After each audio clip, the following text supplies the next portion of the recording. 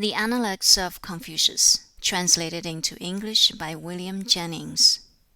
Introduction. The strangest figure that meets us in the annals of Oriental thought is that of Confucius. To the popular mind he is the founder of a religion, and yet he has nothing in common with the great religious teachers of the East. We think of Siddhartha, the founder of Buddhism, as the very impersonation of romantic asceticism, enthusiastic self-sacrifice, and faith in the things that are invisible. Zoroaster is the friend of God, talking face to face with the Almighty, and drinking wisdom and knowledge from the lips of omniscience. Mohammed is represented as snatched up into heaven, where he receives the divine communication which he is bidden to propagate with fire and sword throughout the world. These great teachers lived in an atmosphere of the supernatural. They spoke with the authority of inspired prophets. They brought the unseen world close to the minds of their disciples. They spoke positively of immortality, of reward or punishment beyond the grave. The present life they despised, the future was to them everything in its promised satisfaction.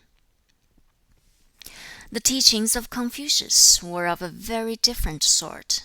Throughout his whole writings he has not even mentioned the name of God. He declined to discuss the question of immortality. When he was asked about spiritual beings, he remarked, "If we cannot even know men, how can we know spirits?" Yet this was the man the impress of whose teaching has formed the national character of 500 millions of people. A temple to Confucius stands to this day in every town and village of China.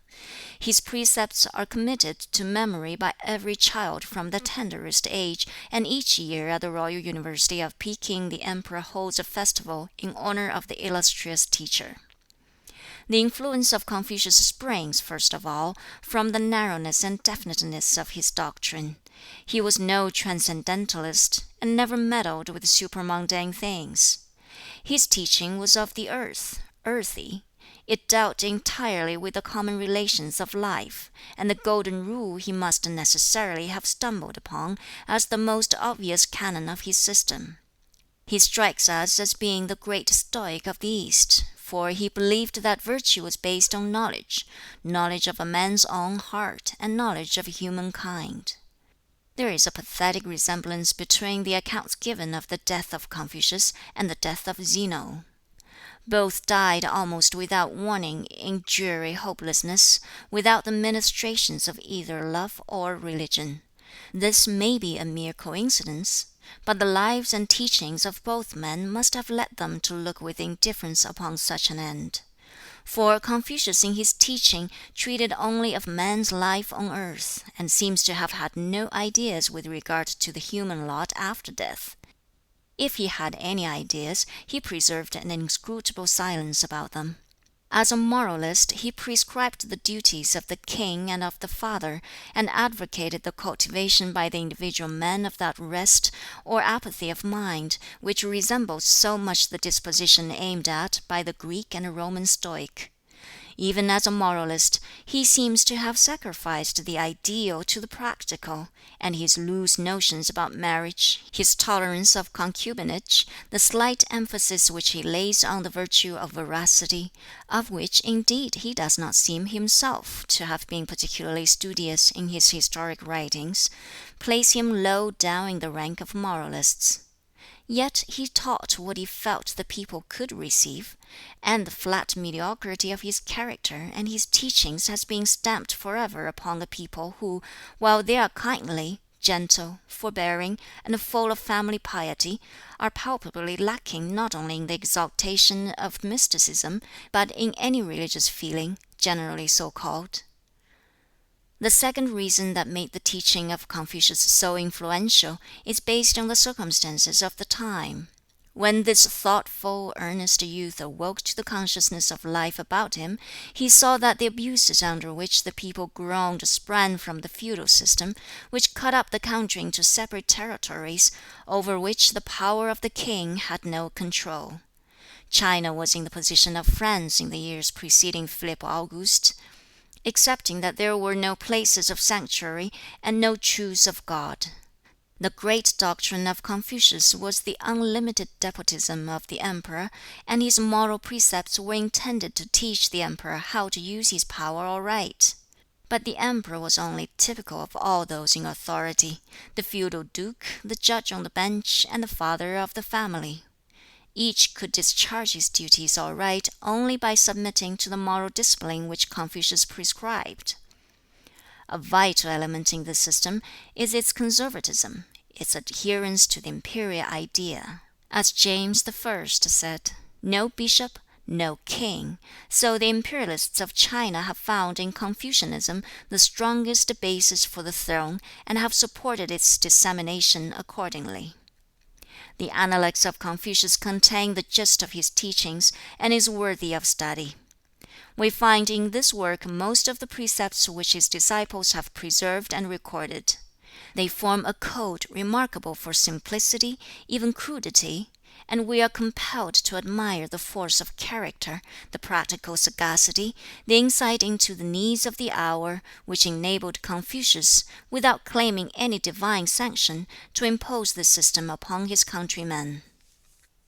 The name Confucius is only the Latinized form of two words which mean Master K'ung. He was born 551 B.C., his father being governor of Shandong. He was married at 19, and seems to have occupied some minor position under the government.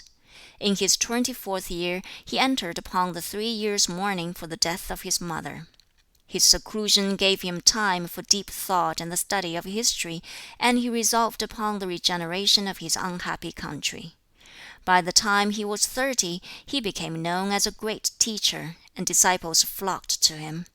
But he was yet occupied in public duties, and rose through successive stages to the office of chief judge in his own country of Lu.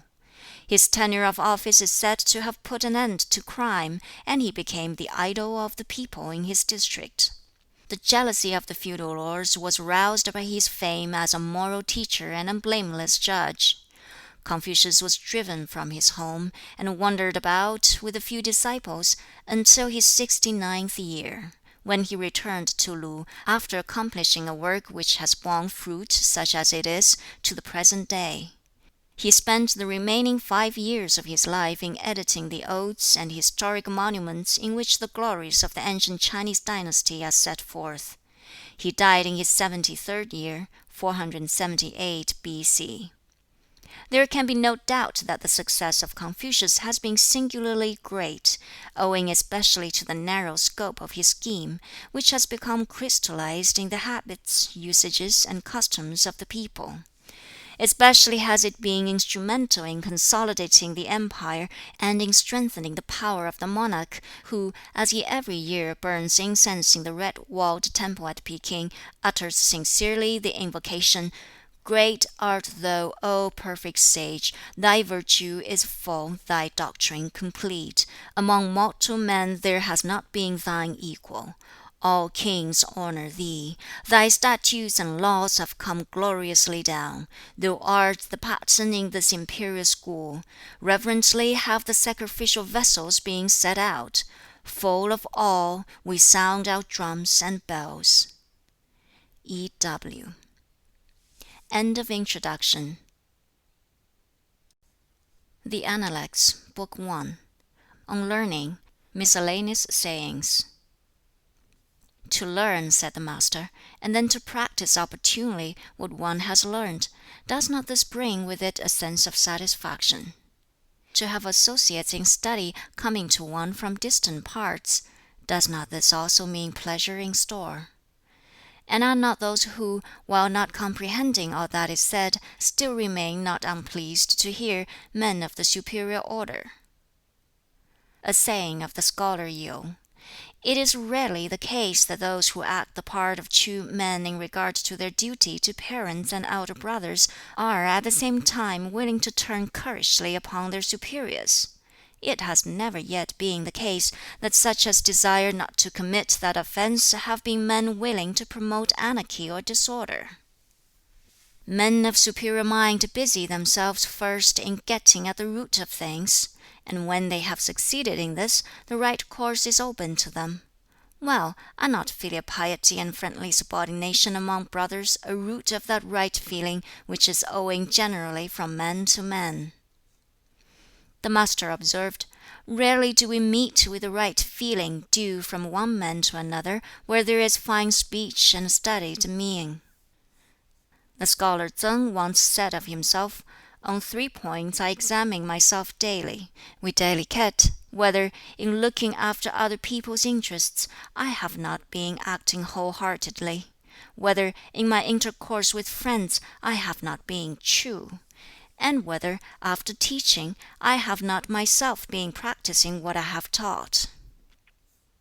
The Master once observed that to rule well one of the larger states meant strict attention to its affairs and conscientiousness on the part of the ruler, careful husbanding of its resources, with at the same time a tender care for the interests of all classes, and the employing of the masses in the public service at suitable seasons. 'Let young people,' said he, 'show filial piety at home, respectfulness towards their elders when away from home; let them be circumspect, be truthful; their love going out freely towards all, cultivating good will to men; and if in such a walk there be time or energy left for other things, let them employ it in the acquisition of literary or artistic accomplishments.'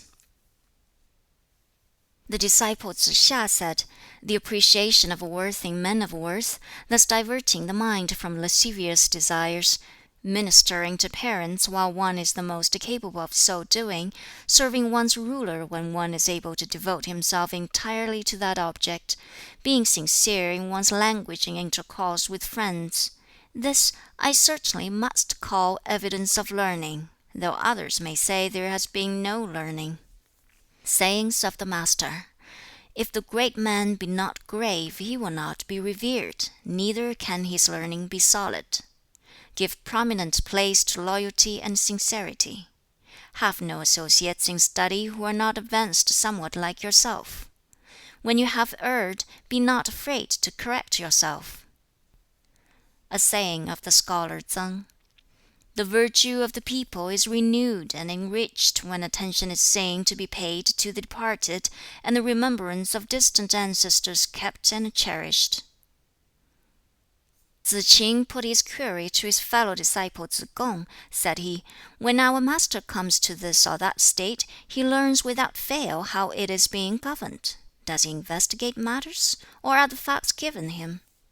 Tsz kung answered, 'Our master is a man of pleasant manners, and of property, courteous, moderate, and unassuming. It is by his being such that he arrives at the facts. Is not his way of arriving at things different from that of others?' A saying of the Master: 'He who, after 3 years' observation of the will of his father when alive, or of his past conduct if dead, does not deviate from that father's ways, is entitled to be called a dutiful son.' Sayings of the scholar Yu: 'For the practice of the rules of propriety, one excellent way is to be natural. This naturalness became a great grace in the practice of kings of former times. Let every one, small or great, follow their example.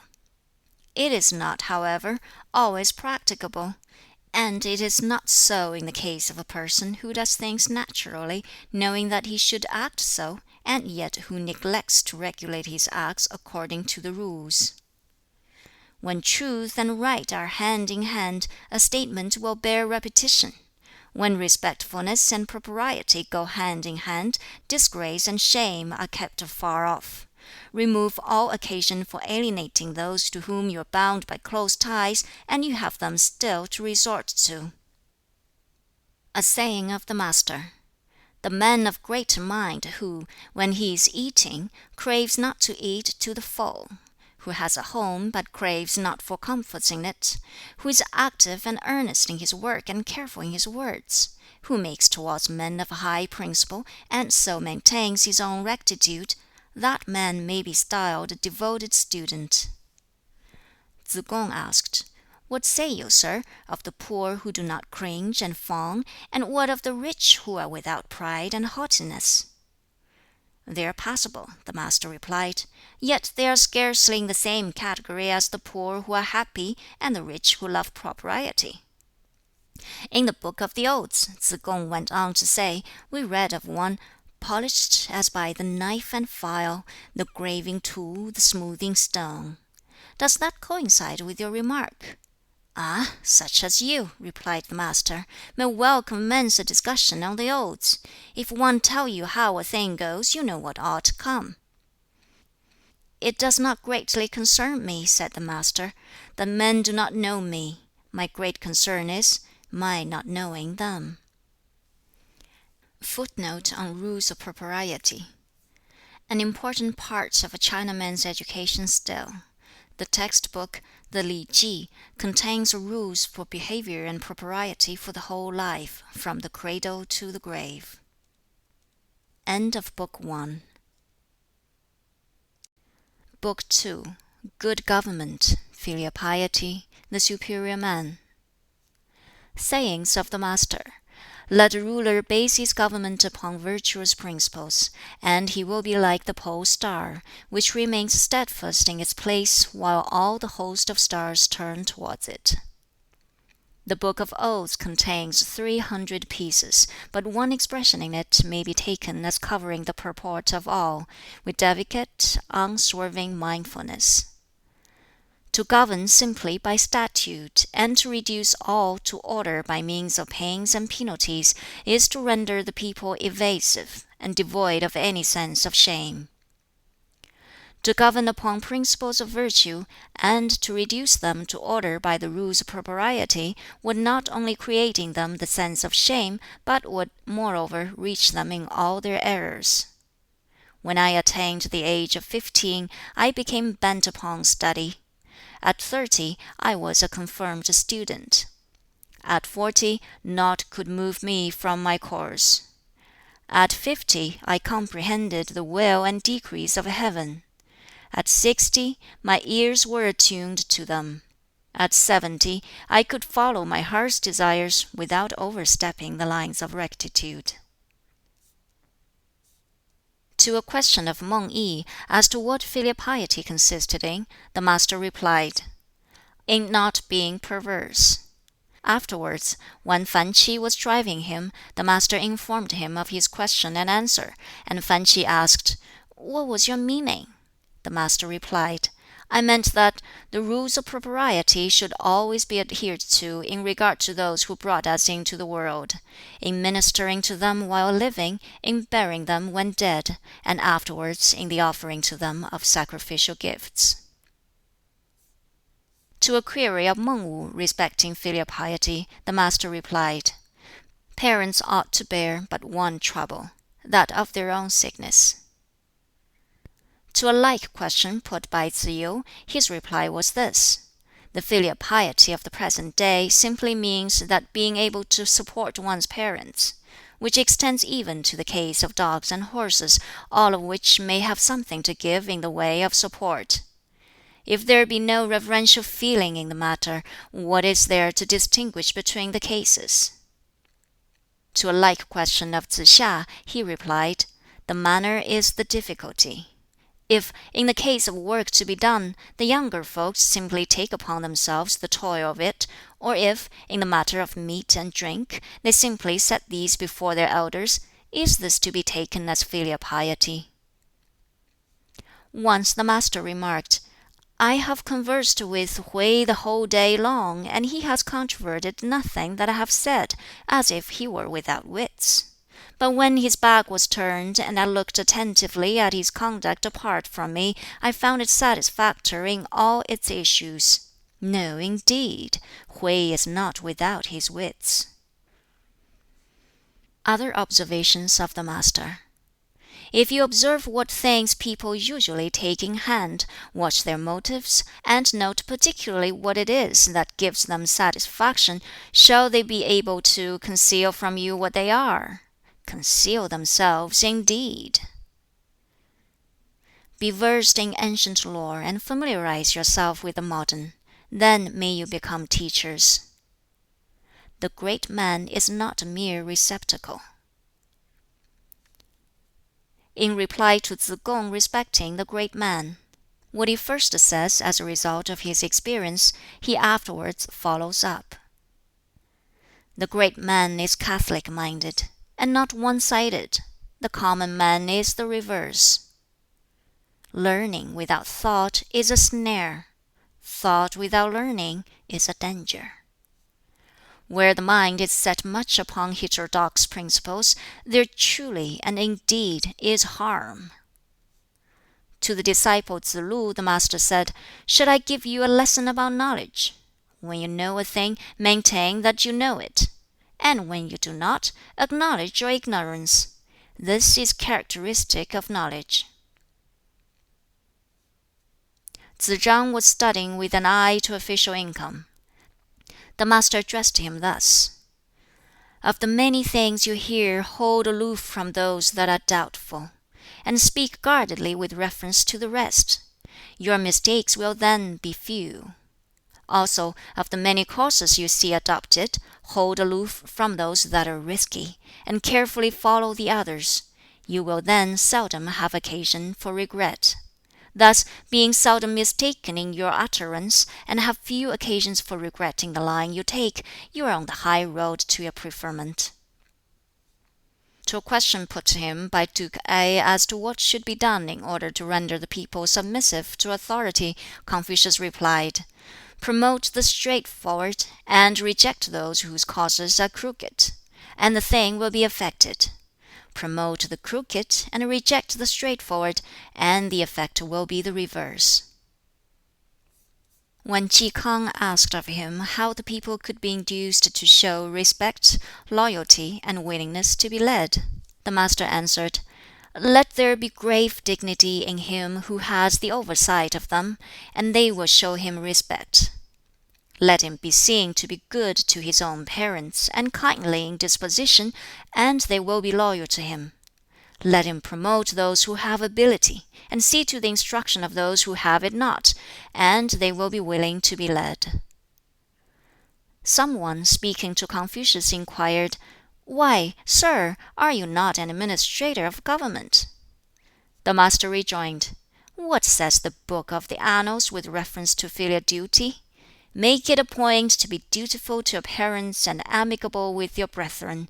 The same duties extend to an administrator. If these then also make an administrator, how am I to take your words about being an administrator?"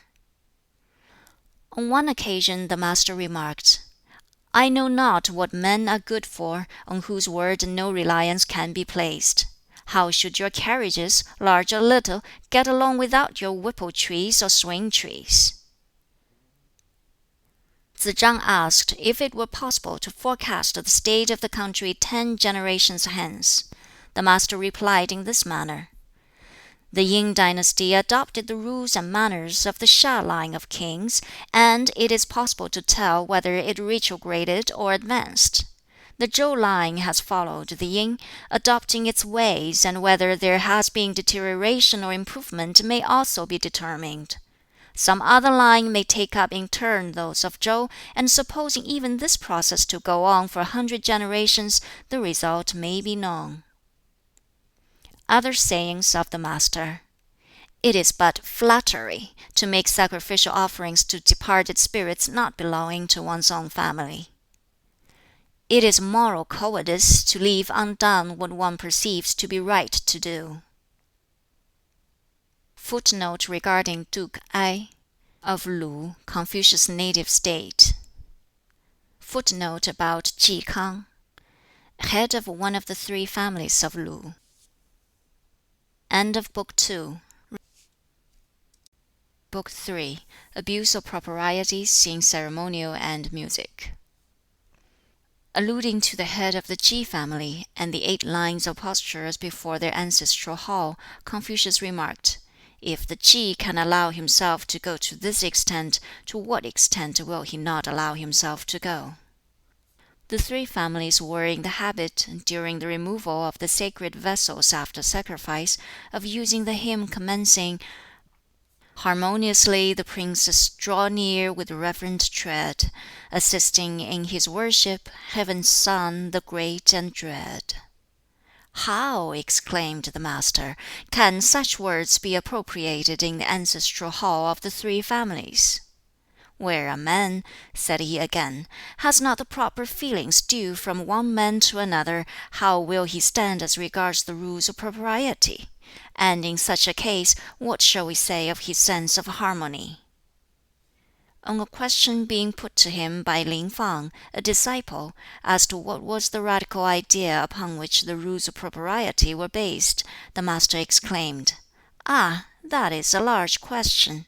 As to some rules, where there is likelihood of extravagance, they would rather demand economy. In those which relate to mourning, and where there is likelihood of being easily satisfied, what is wanted is real sorrow."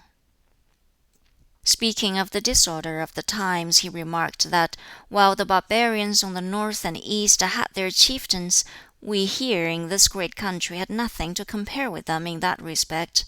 We had lost these distinctions. Alluding to the matter of the chief of the Chi family worshipping on Tai shan, the Master said to Yen Yu, "Cannot you save him from this?" He replied, "It is beyond my power." "Alas, alas!" exclaimed the Master, "are we to say that the spirits of Tai shan have not as much discernment as Lin Fang?" "Of the superior man," the Master observed, "in him there is no contentiousness. Say even that he does certainly contend with others, as in archery competitions, yet mark, in that case, how courteously he will bow and go up for the forfeit cup, and come down again and give it to his competitor. In his very contest he is still the superior man." Tsze hsia once inquired what inference might be drawn from the lines, "Dimples playing in witching smile, beautiful eyes, so dark, so bright. Oh, and her face may be thought the while colored by art, red rose on white." "Coloring," replied the Master, "requires a pure and clear background." "Then," said the other, "rules of ceremony require to have a background." "Ah!" exclaimed the Master, "you are the man to catch the drift of my thought. Such as you may well introduce a discussion on the odes." Said the Master, "As regards the ceremonial adopted and enforced by the Hsia dynasty, I am able to describe it, although their own descendants in the state of Ch'i can adduce no adequate testimony in favor of its use there. So too I am able to describe the ceremonial of the Yin dynasty, although no more can the Sung people show sufficient reason for its continuance amongst themselves. And why cannot they do so? Because they have not documents enough, nor men learned enough. If only they had such, I could refer them to them in support of their usages." "When I am present at the great quinquennial sacrifice to the manes of the royal ancestors," the Master said, "from the pouring out of the oblation onwards, I have no heart to look on." Some one asked what was the purport of this great sacrifice, and the Master replied, "I cannot tell. The position in the empire of him who could tell you is as evident as when you look at this," pointing to the palm of his hand. When he offered sacrifices to his ancestors, he used to act as if they were present before him. In offering to other spirits, it was the same. He would say, "If I do not myself take part in my offerings, it is all the same as if I did not offer them." Wang Sun Chia asked him once, "What says the proverb, 'Better to court favor in the kitchen than in the drawing room'?" The Master replied, "Nay, better say, 'He who has sinned against heaven has none other to whom prayer may be addressed.'" Of the Chow dynasty the Master remarked, "It looks back upon two other dynasties, and what a rich possession it has in its records of those times. I follow Chow." On his first entry into the Grand Temple, he inquired about every matter connected with its usages. Some one thereupon remarked, "Who says that the son of the man of Chow understands about ceremonial?" On entering the Grand Temple, he inquired about everything. This remark coming to the Master's ears, he said, What I did is part of the ceremonial." "In archery," he said, "the great point to be observed is not simply the perforation of the leather, for men have not all the same strength. That was the fashion in the olden days." Once, seeing that his disciple Tsz kung was desirous that the ceremonial observance of offering a sheep at the new moon might be dispensed with, the Master said, "Ah, you grudge the loss of the sheep, I grudge the loss of the ceremony."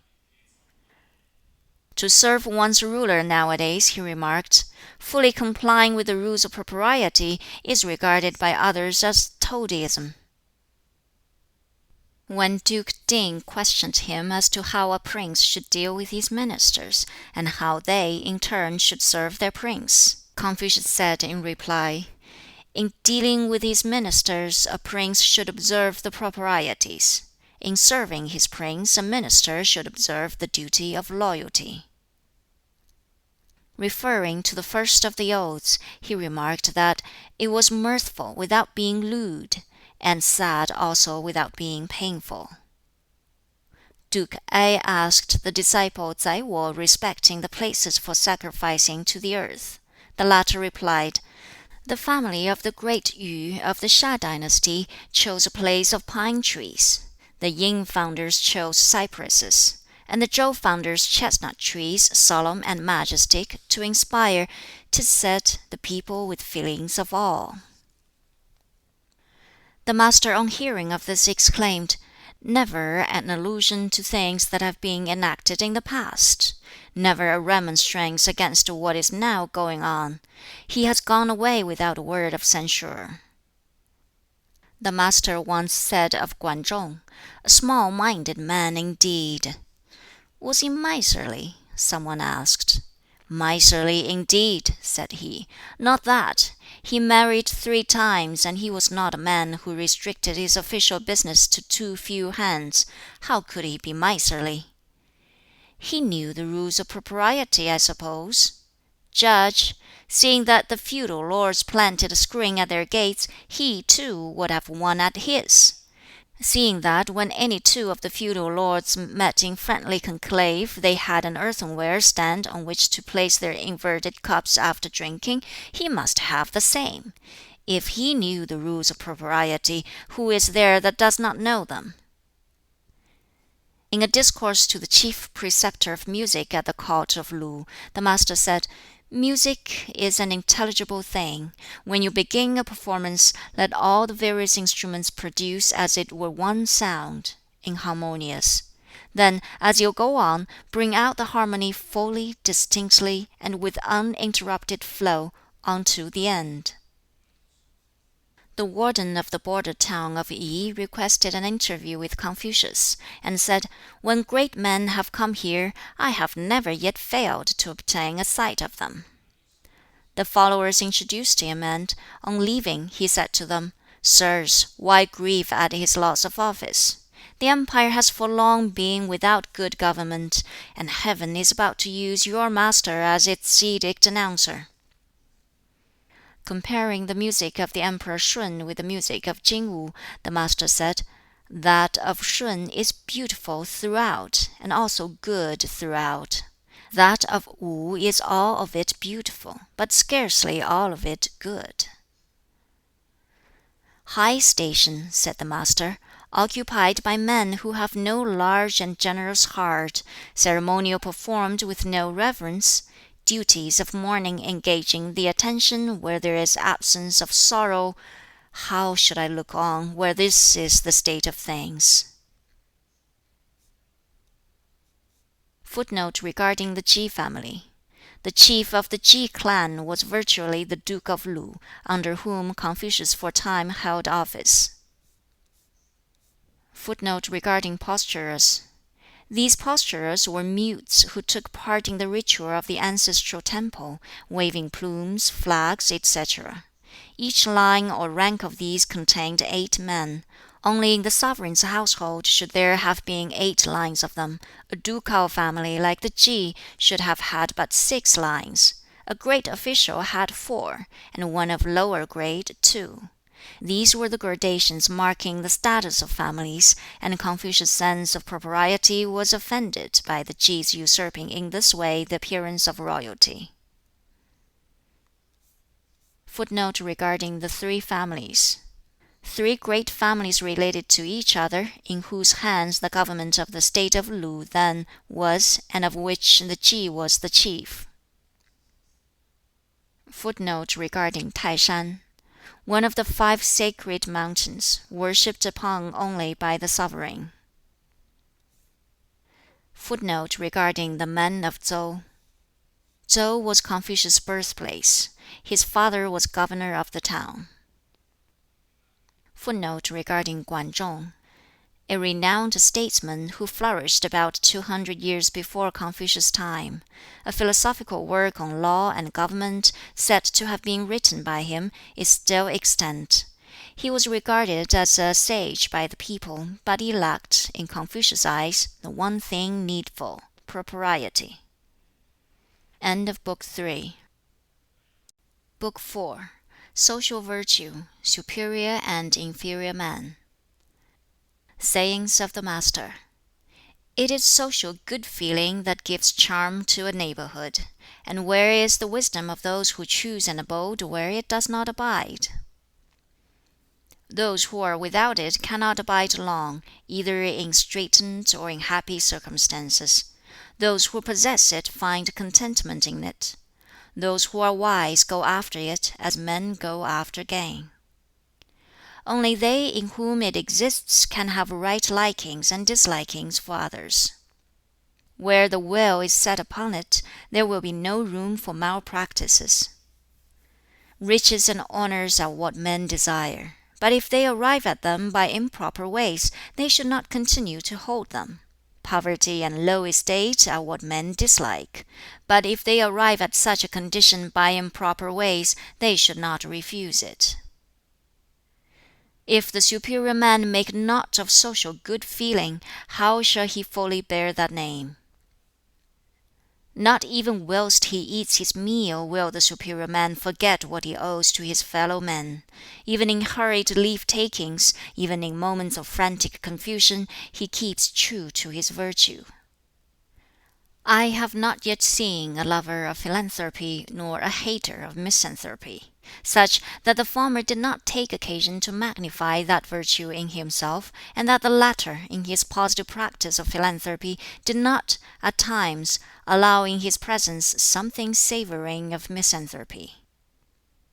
Say you, is there any one who is able for one whole day to apply the energy of his mind to this virtue? Well, I have not seen any one whose energy was not equal to it.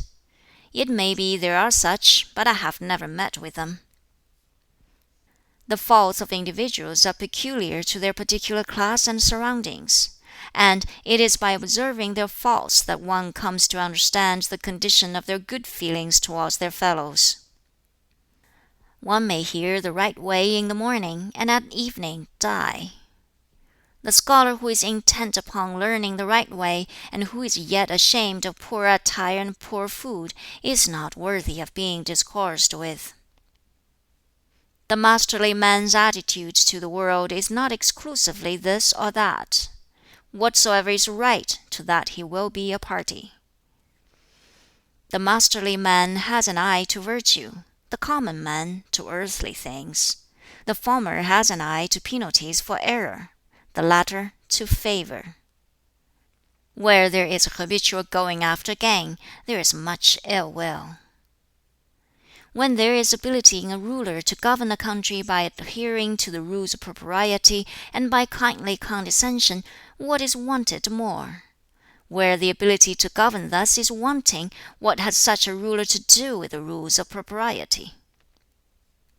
One should not be greatly concerned at not being in office, but rather about the requirements in oneself for such a standing. Neither should one be so much concerned at being unknown, but rather with seeking to become worthy of being known. Addressing his disciple Tseng Sheng, the Master said, "Tseng Sheng, the principles which are inculate have one main idea upon which they all hang." "Aye, surely," he replied. When the master was gone out, the other disciples asked what was the purport of this remark. Tseng's answer was, "The principles of our master's teaching are these: wholeheartedness and kindly forbearance, these and nothing more." Other observations of the master: Men of loftier mind manifest themselves in their equitable dealings, small-minded men in their going after gain. When you meet with men of worth, think how you may attain to their level. When you see others of an opposite character, look within and examine yourself. A son, in ministering to his parents, may on occasion offer gentle remonstrances. When he sees that their will is not to heed such, he should nevertheless still continue to show them reverent respect, never obstinacy. And if he have to suffer, let him do so without murmuring. Whilst the parents are still living, he should not wander far, or, if a wanderer, he should at least have some fixed address. If for 3 years he do not veer from the principles of his father, he may be called a dutiful son. A son should not ignore the years of his parents. On the one hand, there may be a matter for rejoicing that they have been so many, and on the other, for apprehension that so few remain. People in olden times were loath to speak out, fearing the disgrace of not being themselves as good as their words. Those who keep within restraints are seldom losers. To be slow to speak, but prompt to act, is the desire of the superior man. Virtue dwells not alone. She must have neighbors. An observation of Tsz yu: Officiousness, in the service of princes, leads to disgrace; among friends, to estrangement. End of Book 4. Book 5. A Disciple and the Golden Rule, Miscellaneous. The master pronounced Gong Ye Chang, a disciple, to be a marriageable person, for, although lying bound in criminal fetters, he had committed no crime, and he gave him his own daughter to wife. Of Nan Rong, a disciple, he observed that in a state where the government was well conducted, he would not be passed over in its appointments; and in one where the government was ill conducted, he would evade punishment and disgrace. And he caused his elder brother's daughter to be given in marriage to him.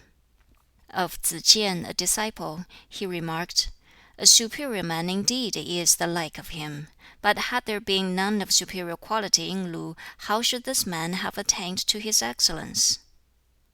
Tsz kung asked, "What of me, then?" "You," replied the master, "you are a receptacle." "Of what sort?" said he. "One for high and sacred use," was the answer. Some one having observed of Yen Yong that he was good-natured towards others, but that he lacked the gift of ready speech, the master said, "What need of that gift? To stand up before men and pour forth a stream of glib words is generally to make yourself obnoxious to them. I know not about his good-naturedness, but at any rate what need of that gift?" When the master proposed that Chi Tiao Kai should enter the government service, the latter replied, "I can scarcely credit it." The master was gratified. "Good principles are making no progress," once exclaimed the master. "If I were to take a raft and drift about on the sea, would Tsz lu, I wonder, be my follower there?" That disciple was delighted at hearing the suggestion, whereupon the master continued, "He surpasses me in his love of deeds of daring, but he does not in the least grasp the pith of my remark." In reply to a question put to him by Mang Wu respecting Tsz lu, as to whether he might be called good-natured towards others, the master said, "I cannot tell." But, on the question being put again, he answered, "Well, in an important state he might be entrusted with the management of the military levies, but I cannot answer for his good nature." "What say you then of Yen Yu?" As for Yen, he replied, "In a city of 1,000 families, or in a secondary fief, he might be charged with the governorship, but I cannot answer for his good-naturedness." "Take Tsz hua then, what of him?" "Tsz hua," said he, with a cincture girt upon him, standing as attendant at court, might be charged with the addressing of visitors and guests, but as to his good-naturedness I cannot answer." Addressing Tsz kung, the Master said, "Which of the two is ahead of the other, yourself or Hui?" "How shall I dare," he replied, "even to look at Hui? Only let him hear one particular, and from that he knows 10, whereas I, if I hear one, may from it know 2." "You are not a match for him, I grant you," said the Master. "You are not his match." Tsai Yu, a disciple, used to sleep in the daytime. Said the Master, "One may hardly carve rotten wood, or use a trowel to the wall of a manure yard. In his case, what is the use of reprimand?" "My attitude towards a man in my first dealings with him," he added, "was to listen to his professions and to trust to his conduct. My attitude now is to listen to his professions and to watch his conduct. My experience with Tsai Yu has led to this change." "I have never seen," said the Master, "a man of inflexible firmness."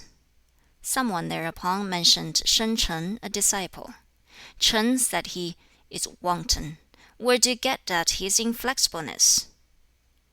Tsz kung made the remark, "That which I do not wish others to put upon me, I also wish not to put upon others."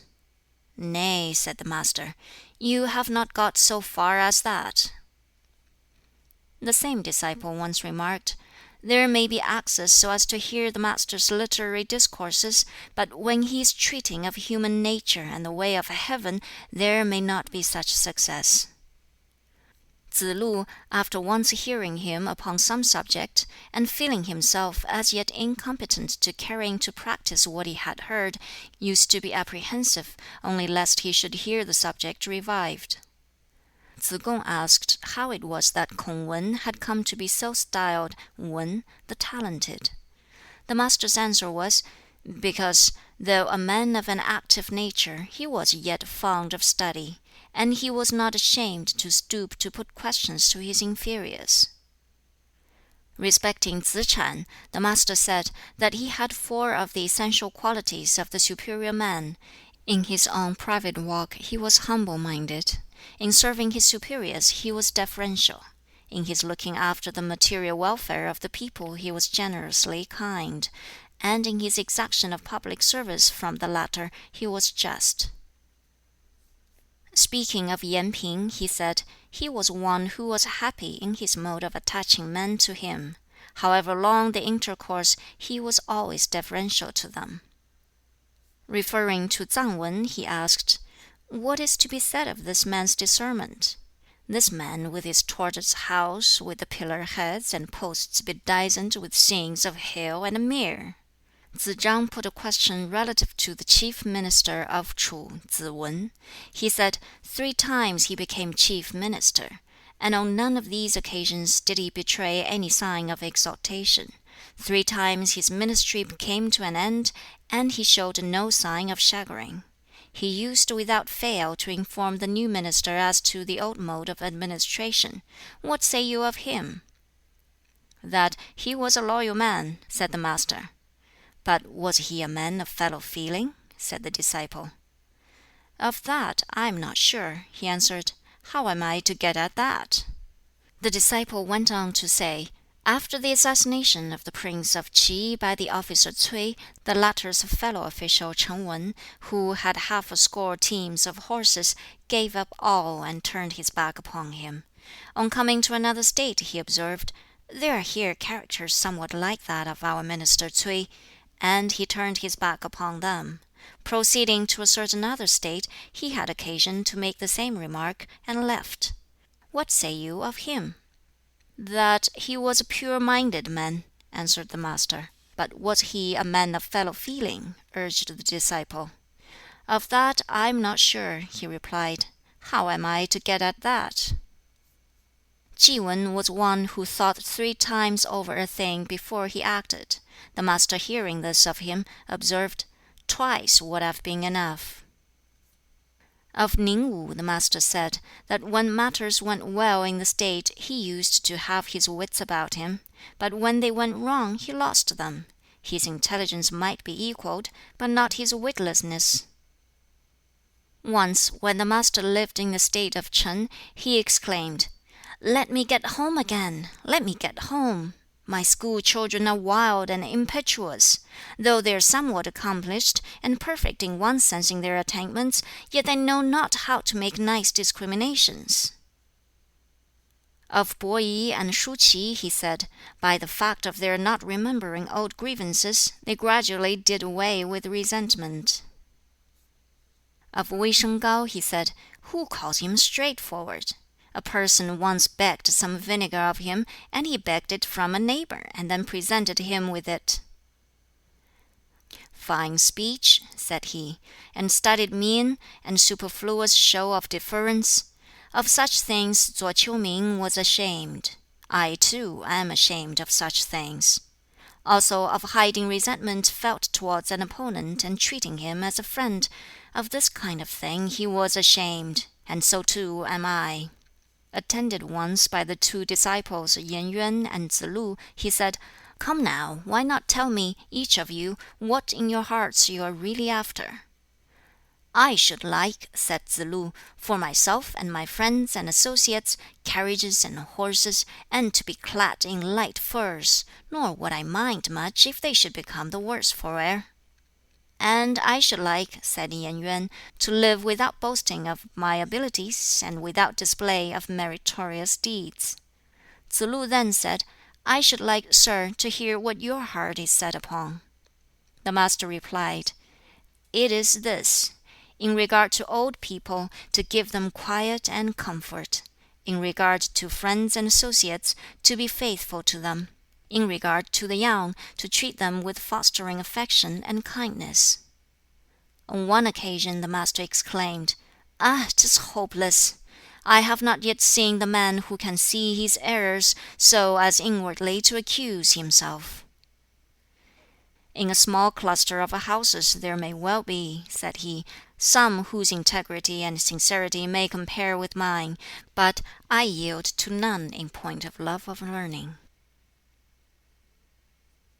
Footnote 10: An important state. Literally, a state of 1,000 war chariots. Footnote 11: A secondary fief. Literally, a house of 100 war chariots. Footnote 12: Tzu Chan. A great statesman of Confucius' time. Footnote 13: School children is a familiar way of speaking of his disciples in their hearing. End of Book 5. Recording by Li Jing. Book 6. More characteristics: wisdom, philanthropy. Of Ran Yung, a disciple, the Master said, "Yung might indeed do for a prince." On being asked by this Ran Yung his opinion of a certain individual, the Master replied, "He is passable, impetuous though. But," argued the disciple, "if a man habituate himself to a reverent regard for duty, even while in his way of doing things he is impetuous, in the oversight of the people committed to his charge, is he not passable?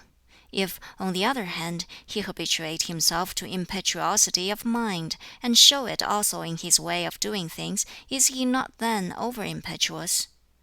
"You are right," said the Master.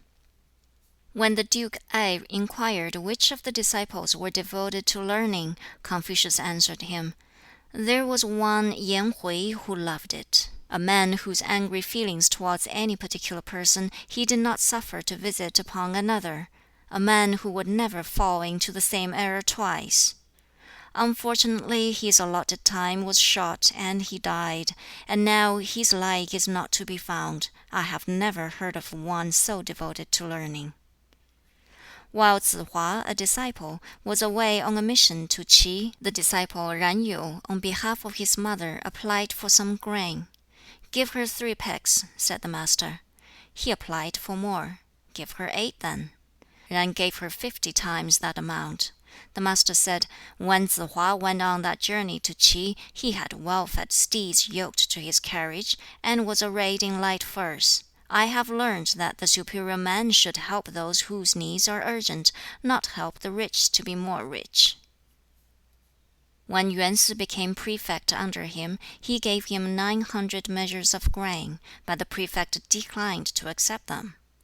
"You must not," said the master. "May they not be of use to the villages and hamlets around you?" Speaking of Yen Yong again, the master said, "If the offspring of a speckled ox be red in color and horned, even though men may not wish to take it for sacrifice, would the spirits of the hills and streams reject it?" Adverting to Hui again, he said, "For 3 months there would not be in his breast one thought recalcitrant against his feeling of goodwill towards his fellow men. The others may attain to this for a day or for a month, but there they end." When asked by Ki K'ang whether Tsz lu was fit to serve the government, the master replied, "Tsz lu is a man of decision. What should prevent him from serving the government?" Asked the same question respecting Tsz kung and Yen Yu, he answered similarly, pronouncing Tsz kung to be a man of perspicacity, and Yen Yu to be one versed in the polite arts. When the head of the Chi family sent for Min Tsz k'ien to make him governor of the town of Bi, that disciple said, "Politely decline for me. If the offer is renewed, then indeed I shall feel myself obliged to go and live on the further bank of the Wen." Bo Niu had fallen ill, and the master was inquiring after him. Taking hold of his hand held out from the window, he said, "It is taking him off. Alas, his appointed time has come. Such a man, and to have such an illness." Of Hui again, "A right worthy man indeed was he, with his simple wooden dish of rice and his one gourd basin of drink, away in his poor back lane, in a condition too grievous for others to have endured, he never allowed his cheery spirits to droop. Ay, a right worthy soul was he." "It is not," Yen Yu once apologized, "that I do not take pleasure in your doctrines. It is that I am not strong enough." The master rejoined, "It is when those who are not strong enough have made some moderate amount of progress that they fail and give up. But you are now drawing your own line for yourself." Addressing Tsz hiŠ, the master said, "Let your scholarship be that of gentlemen, and not like that of common men." When Tsz yu became governor of Wu ch'en, the master said to him, "Do you find good men about you?" The reply was, "There is Tan Tai Mieh Ming, who, when walking eschews bypaths, and who, unless there be some public function, never approaches my private residence." "Mang Chih fan," said the master, "is no sounder of his own praises. During a stampede he was in the rear, and as they were about to enter the city gate, he whipped up his horses and said, 'Twas not my daring made me lag behind. My horses would not go." Obiter dicta of the master: "Whoever has not the glib utterance of the priest T'o, as well as the handsomeness of Prince Chao of Sung, will find it hard to keep out of harm's way in the present age. Who can go out but by that door? Why walks no one by these guiding principles? Where plain naturalness is more in evidence than polish, we have the man from the country. Where polish is more in evidence than naturalness, we have the town scribe. It is when naturalness and polish are equally evident that we have the ideal man. The life of a man is his rectitude. Life without it, such may you have the good fortune to avoid. They who know it are not as those who love it, nor they who love it as those who rejoice in it. That is, have the fruition of their love for it. To the average man, and those above the average, it is possible to discourse on higher subjects. To those from the average downwards, it is not possible." Fan Ch'i put a query about wisdom. The master replied, "To labor for the promoting of righteous conduct among the people of the land, to be serious in regard to spiritual beings, and to hold aloof from them. This may be called wisdom. To a further query about philanthropy, he replied, "Those who possess that virtue find difficulty with it at first, success later." "Men of practical knowledge," he said, "find their gratification among the rivers of the lowland. Men of sympathetic social feeling find theirs among the hills. The former are active and bustling, the latter calm and quiet. The former take their day of pleasure, the latter look to length of days." Alluding to the states of Ch'i and Lu, he observed that Ch'i by one change might attain to the condition of Lu, and that Lu by one change might attain to good government. An exclamation of the Master, satirizing the times when old terms relating to government were still used while bereft of their old meaning. "A quart and not quart! Quart indeed! Quart indeed!" Tsai Wo, a disciple, put a query. Said he, "Suppose a philanthropic person were told, 'There's a fellow creature down in the well,' would he go down after him?" "Why should he really do so?" answered the Master. "The good man or a superior man might be induced to go, but not to go down. He may be misled, but not befooled." "The superior man," said he, "with his wide study of books, and hedging himself round by the rules of propriety, is not surely, after all that, capable of overstepping his bounds." Once when the Master had had an interview with Nan Tsz, which had scandalized his disciple Tsz lu, he uttered the solemn adjuration, "If I have done aught amiss, may Heaven reject me! May Heaven reject me!" "How far reaching," said he, "is the moral excellence that flows from the constant mean! It has for a long time been rare among the people."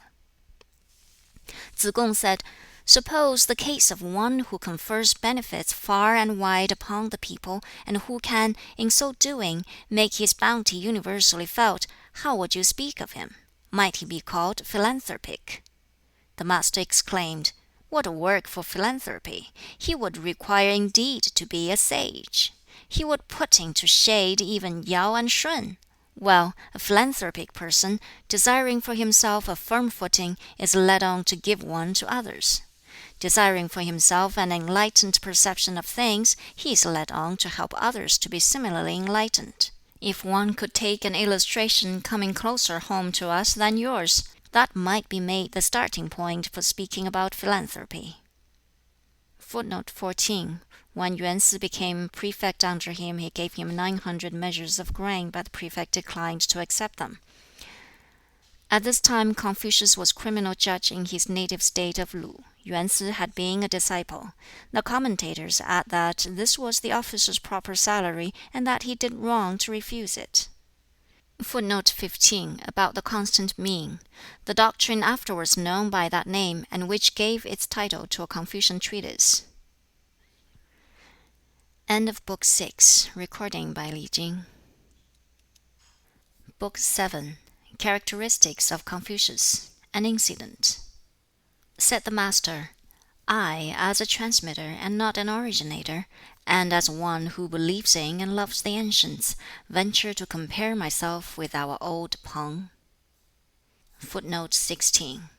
Regarding transmitter, in reference to his editing the 6 classics of his time.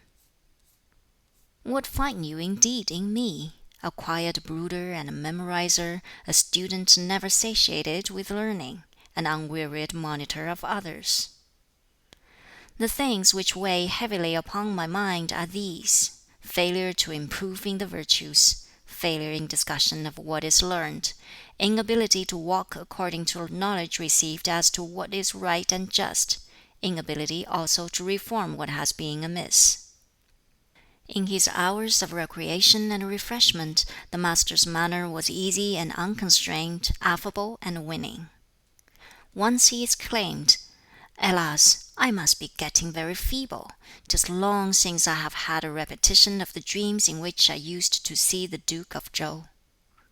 Footnote 17, regarding the Duke of Chow. This was one of his beloved ancients, famous for what he did in helping to found the dynasty of Chow, a man of great political wisdom, a scholar also, and poet. It was the dream of Confucius' life to restore the country to the condition in which the Duke of Chow left it. "Concentrate the mind," said he, "upon the good way. Maintain firm hold upon virtue. Rely upon philanthropy. Find recreation in the arts." Footnote 18: These were 6 in number, viz., ceremonial, music, archery, horsemanship, language, and calculation. "I have never withheld instruction from any, even from those who have come for it with the smallest offering. No subject do I broach, however, to those who have no eager desire to learn. No encouraging hint do I give to those who show no anxiety to speak out their ideas. Nor have I anything more to say to those who, after I have made clear one corner of the subject, cannot from that give me the other 3. If the master was taking a meal, and there were any in mourning beside him, he would not eat to the full. On one day on which he had wept, on that day he would not sing. Addressing his favorite disciple, he said, 'To you only and myself it has been given to do this, to go when called to serve, and to go back into quiet retirement when released from office.' Tsz lu, hearing the remark, said, 'But if, sir, you had the handling of the army of one of the greater states, whom would you have associated with you in that case?' The Master answered, 'Not the one who aroused the tiger, not the one who weighed the he, not the man who can die with no regret. He must be one who should watch over affairs with apprehensive caution, a man fond of strategy, and of perfect skill and effectiveness in it.' Footnote 19: About the army of one of the greater states. Literally, 3 forces. Each force consisted of 12,500 men, and 3 of such forces were the equipment of a greater state. As to wealth, he remarked, 'If wealth were an object that I could go in quest of, I should do so even if I had to take a whip and do groom's work. But seeing that it is not, I go after those objects for which I have a liking.' Among matters over which he exercised great caution were times of fasting, war, and sickness. When he was in the state of Ch'i, and had heard the ancient Shao music, he lost all perception of the taste of his meat. 'I had no idea,' said he, 'that music could have been brought to this pitch.' In the course of conversation, Yen Yu said, 'Does the master take the part of the Prince of Wei?' 'Ah, yes,' said Tsz kung, 'I will go and ask him that.' On going in to him, that disciple began, 'What sort of men were Bo er and Shu Qi?' 'Worthies of the olden time,' the Master replied. 'Had they any feelings of resentment?' was the next question. 'Their aim and object,' he answered, 'was that of doing the duty which every man owes to his fellows, and they succeeded in doing it.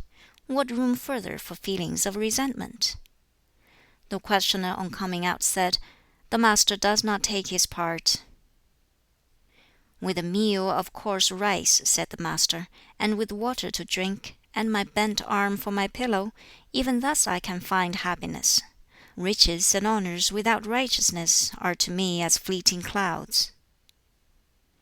'Give me several years more to live,' said he, 'and after 50 years' duty of the Book of Changes, I might come to be free from serious error.'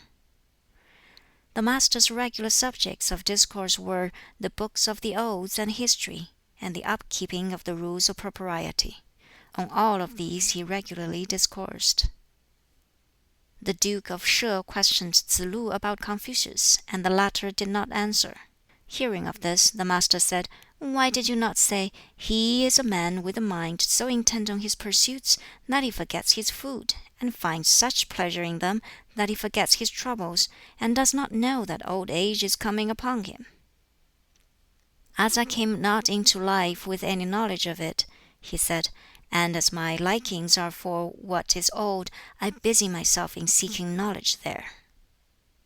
Strange occurrences, exploits of strength, deeds of lawlessness, references to spiritual beings, such like matters the Master avoided in conversation. 'Let there,' he said, 'be 3 men walking together. From that number I should be sure to find my instructors. For what is good in them I should choose out and follow, and what is not good I should modify." On one occasion he exclaimed, "Heaven begat virtue in me. What can man do unto me?" To his disciples he once said, "Do you look upon me, my sons, as keeping anything secret from you? I hide nothing from you. I do nothing that is not manifest to your eyes, my disciples. That is so with me."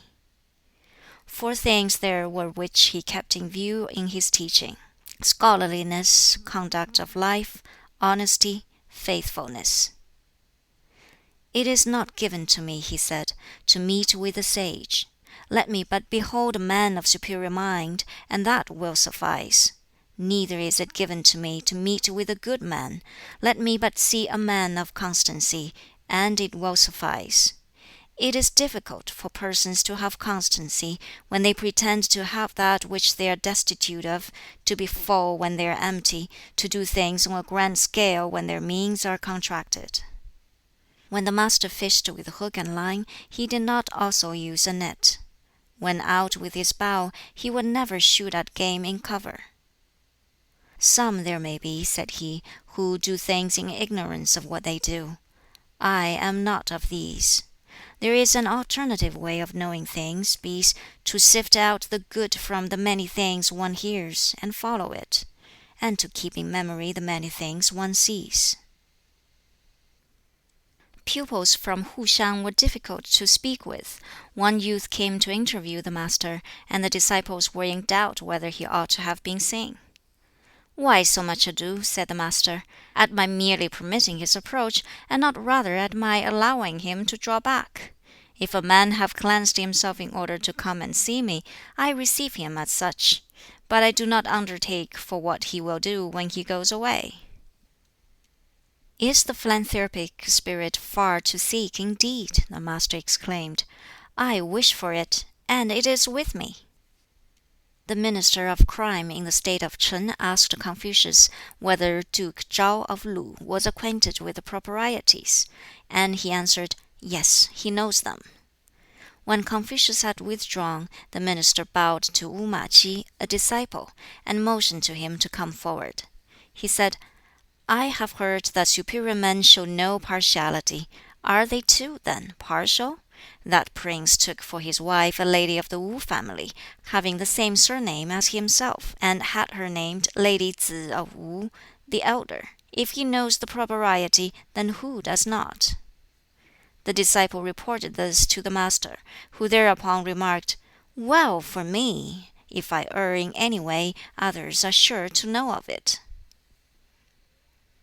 When the Master was in company with any one who sang, and who sang well, he must needs have the song over again, and after that would join in it. "Although in letters," he said, "I may have none to compare with me, yet in my personification of the superior man, I have not as yet been successful." "A sage and a philanthropist? How should I have the ambition?" said he. "All that I can well be called is this: an insatiable student, an unwearied teacher. This and no more. Exactly what we, your disciples, cannot by any learning manage to be," said Kung Hsi Hwa. Once when the Master was seriously ill, Tsz lu requested to be allowed to say prayers for him. "Are such available?" asked the Master. "Yes," said he. "And the manual of prayers says, 'Pray to the spirits above, and to those here below.'" "My praying has been going on a long while," said the Master. "Lavish living," he said, "renders men disorderly. Miserliness makes them hard. Better, however, the hard than the disorderly. Again, the man of superior mind is placidly composed. The small-minded man is in a constant state of perturbation." The Master was gentle, yet could be severe; had an overawing presence, yet was not violent; was deferential, yet easy. End of Book 7. Recording by Li Jing. Book 8 of the Analects of Confucius. Sayings of Tsang. Sentences of the Master. Speaking of Taibo, the Master said that he might be pronounced a man of the highest moral excellence. For he allowed the empire to pass by him onwards to a third heir, while the people, in their ignorance of his motives, were unable to admire him for so doing. Without the proprieties, said the Master, we have these results: for deferential demeanor, a worried one; for calm attentiveness, awkward bashfulness; for manly conduct, disorderliness; for straightforwardness, perversity. When men of rank show genuine care for those nearest to them in blood, the people rise to the duty of neighborliness and sociability. And when old friendships among them are not allowed to fall off, there will be a cessation of underhand practices among the people. The scholar Tsang was once unwell, and calling his pupils to him, he said to them, "Disclose to view my feet and my hands. What says the old? Act as from a sense of danger, with precaution and with care. As a yawning gulf overlooking, as on ice that scarce will bear." At all times, my children, I know how to keep myself free from bodily harm. Again, during an illness of his, Meng Jing, an official, went to ask after him. The scholar had some conversation with him, in the course of which he said, "Doleful the cries of a dying bird, good the last words of a dying man." There are 3 points which a man of rank in the management of his duties should set store upon: a lively manner and deportment, banishing both severity and laxity; a frank and open expression of countenance, allied closely with sincerity; and a tone in his utterances utterly free from any approach to vulgarity and impropriety. As to matters of bowls and dishes, leave such things to those who are charged with the care of them.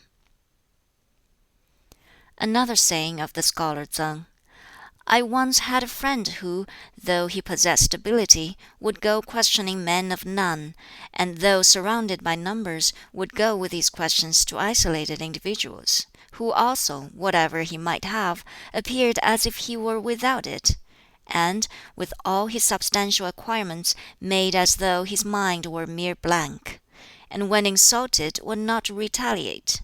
This was ever his way." Again he said, "The man that is capable of being entrusted with the charge of a minor on the throne, and given authority over a large territory, and who, during the important term of his superintendence, cannot be forced out of his position, is not such a superior man? That he is indeed." Again, "The learned official must not be without breadth and power of endurance. The burden is heavy, and the way is long. Suppose that he take his duty to his fellow men as his peculiar burden, is that not indeed a heavy one? And since only with death it is done with, is not the way long?" Sentences of the Master. From the Book of Odes we receive impulses; from the Book of the Rules, stability; from the Book on Music, refinement. Footnote 20: Comparison of 3 of the classics, the Shi Jing, the Li Ji, and the Yue. The last is lost.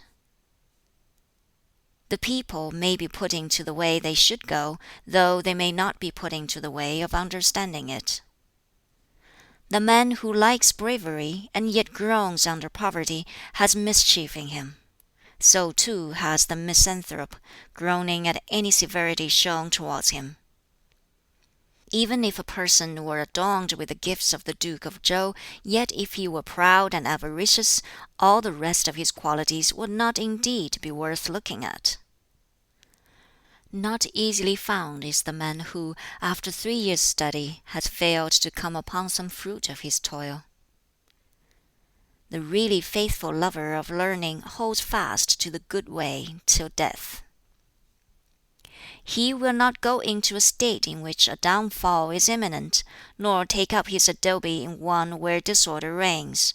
When the empire is well ordered, he will show himself; when not, he will hide himself away. Under good government it will be a disgrace to him if he remain in poverty and low estate; under a bad one it would be equally disgraceful to him to hold riches and honors. If not occupying the office, devise not the policy. When the Professor Chih began his duties, how grand the finale of the first of the Odes used to be! How it rang in one's ears! I cannot understand persons who are enthusiastic and yet not straightforward, nor those who are ignorant and yet not attentive, nor again those folks who are simple-minded and yet untrue.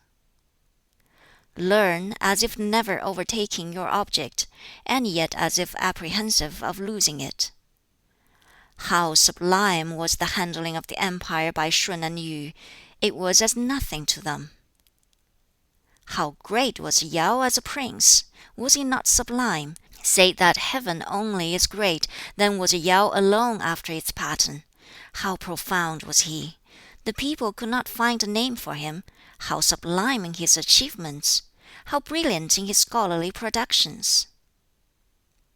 Shun had for his ministers 5 men, by whom he ordered the empire. King Wu in his day stated that he had 10 men as assistants for the promotion of order. With reference to these facts Confucius observed, "Ability is hard to find. Is it not so indeed? During the 3 years' interregnum between Yao and Shun, there was more of it than in the interval before this present dynasty appeared. There were, at this latter period, 1 woman and 9 men only." When 2/3 of the empire were held by King Wen, he served with that portion of the house of Yin. We speak of the virtue of the house of Chow; we may say, indeed, that it reached the pinnacle of excellence. "As to Yu," added the Master, "I can find no flaw in him. Living on meager food and drink, yet providing to the utmost in his filial offerings to the spirits of the dead. Dressing in coarse garments, yet most elegant when vested in his sacrificial apron and coronet. Dwelling in a poor palace, yet exhausting his energies over those boundary ditches and watercourses. I can find no flaw in Yu." End of Book 8. Recording by Li Jing. Book 9 of the Analects of Confucius, translated by William Jennings. His favorite disciple's opinion of him. Topics on which the Master rarely spoke were advantage and destiny and duty of man to man. A man of the village of Daxiang exclaimed of him, "A great man is Confucius, a man of extensive learning, and yet in nothing has he quite made himself a name." The Master heard of this, and mentioning it to his disciples, he said, "What then shall I take in hand? Should I become a carriage driver, or an archer? Let me be a driver." "The sacrificial cap," he once said, "should, according to the rules, be of linen, but in these days it is of pure silk. However, as it is economical, I do as all do. The rule says, 'Make your bow when at the lower end of the hall,' but nowadays the bowing is down at the upper part. This is great freedom, and I, though I go in opposition to the crowd, bow when at the lower end." The Master barred 4 words. He would have no shalls, no musts, no certainty, no eyes. Once in the town of Kwang, fearing that his life was going to be taken, the Master exclaimed, "King Wen is dead and gone, but is not Wen with you here? If heaven be about to allow this Wen to perish, then they who survive its disease will get no benefit from it. But so long as heaven does not allow it to perish, what can the men of Kwang do to me?" Footnote 21. Wen was the honorary appellation of the great sage and ruler whose praise is in the Shi Jing as one of the founders of the Zhou dynasty, and the term represented civic talent and virtues, as distinct from Wu, the martial talent, the latter being the honorary title of his son and successor. Wen also often stands for literature and polite accomplishments. Here Confucius simply means, "If you kill me, you kill a sage." A high state official, after questioning Tsz kung, said, "Your master is a sage, then. how many and what varied abilities must be his?" The disciple replied, "Certainly Heaven is allowing him full opportunities of becoming a sage, in addition to the fact that his abilities are many and varied." When the Master heard of this, he remarked, "Does that high official know me? In my early years, my position in life was low, and hence my ability in many ways, though exercised in trifling matters. In the gentleman is there indeed such variety of ability? No." From this, the disciple Lau used to say, "'Twas a saying of the Master, 'At a time when I was not called upon to use them, I acquired my proficiency in the polite arts.'" "Am I, indeed," said the Master, "possessed of knowledge? I know nothing. Let a vulgar fellow come to me with a question. A man with an emptyish head, I may thrash out with him the matter from end to end, and exhaust myself in doing it." "Ah," exclaimed he once, "the phoenix does not come, and no symbols issue from the river. May I not as well give up?" Whenever the Master met with a person in mourning, or with one in full dress cap and kirtle, or with a blind person, although they might be young persons, he would make a point of rising on their appearance, or, if crossing their path, would do so with quickened step. Once Yen Yuan exclaimed with a sigh, with reference to the Master's doctrines, "If I look up to them, they are ever the higher. If I try to penetrate them, they are ever the harder. If I gaze at them, as if before my eyes, lo, they are behind me. Gradually and gently the Master with skill lures men on. By literary lore he gave me breadth, by the rules of propriety he narrowed me down. When I desire respite, I find it impossible. And after I have exhausted my powers, there seems to be something standing straight up in front of me, and though I have the mind to make towards it, I make no advance at all." Once, when the Master was seriously ill, Tsz lu induced the other disciples to feign they were high officials acting in his service. During a respite from his malady, the Master exclaimed, "Ah, how long has Tsz lu's conduct been false! Whom should I delude, if I were to pretend to have officials under me, having none? Should I deceive Heaven? Besides, were I to die, I would rather die in the hands of yourselves, my disciples, than in the hands of officials. And though I should fail to have a grand funeral over me, I should hardly be left on my death on the public highway, should I?" Tsz kung once said to him, "Here's a fine gem. Would you guard it carefully in a casket and store it away, or seek a good price for it and sell it?" "Sell it indeed," said the Master. "That would I, but I should wait for the bidder." The Master protested he would "go and live among the 9 wild tribes." "A rude life," said some one. "How could you put up with it?" "What rudeness would there be," he replied, "if a superior man was living in their midst?" Once he remarked, "After I came back from Wei to Lu, the music was put right, and each of the festal odes and hymns was given its appropriate place and use." "Ah, which one of these following," he asked on one occasion, "are to be found exemplified in me: proper service rendered to superiors when abroad; duty to father and elder brother when at home; duty that shrinks from no exertion when dear ones die; and keeping free from the confusing effects of wine?"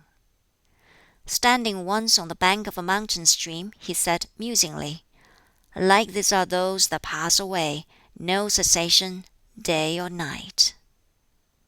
Other sayings: "Take an illustration from the making of a hill.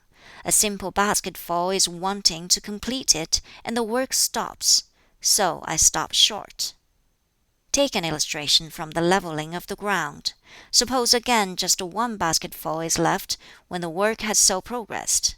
There I desist. I was Hui, was it not? Who, when I had given him his lesson, was the unflagging one. Alas for Hui, I saw him ever making progress. I never saw him stopping short. Blade, but no bloom, or else bloom but no produce. Ay, that is the way with some. Reverent regard is due to youth.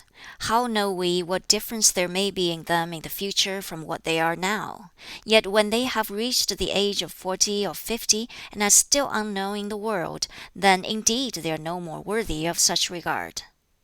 Can any do otherwise than assent to words said to them by way of correction? Only let them reform by such advice, and it will then be reckoned valuable. Can any be other than pleased with words of gentle suasion?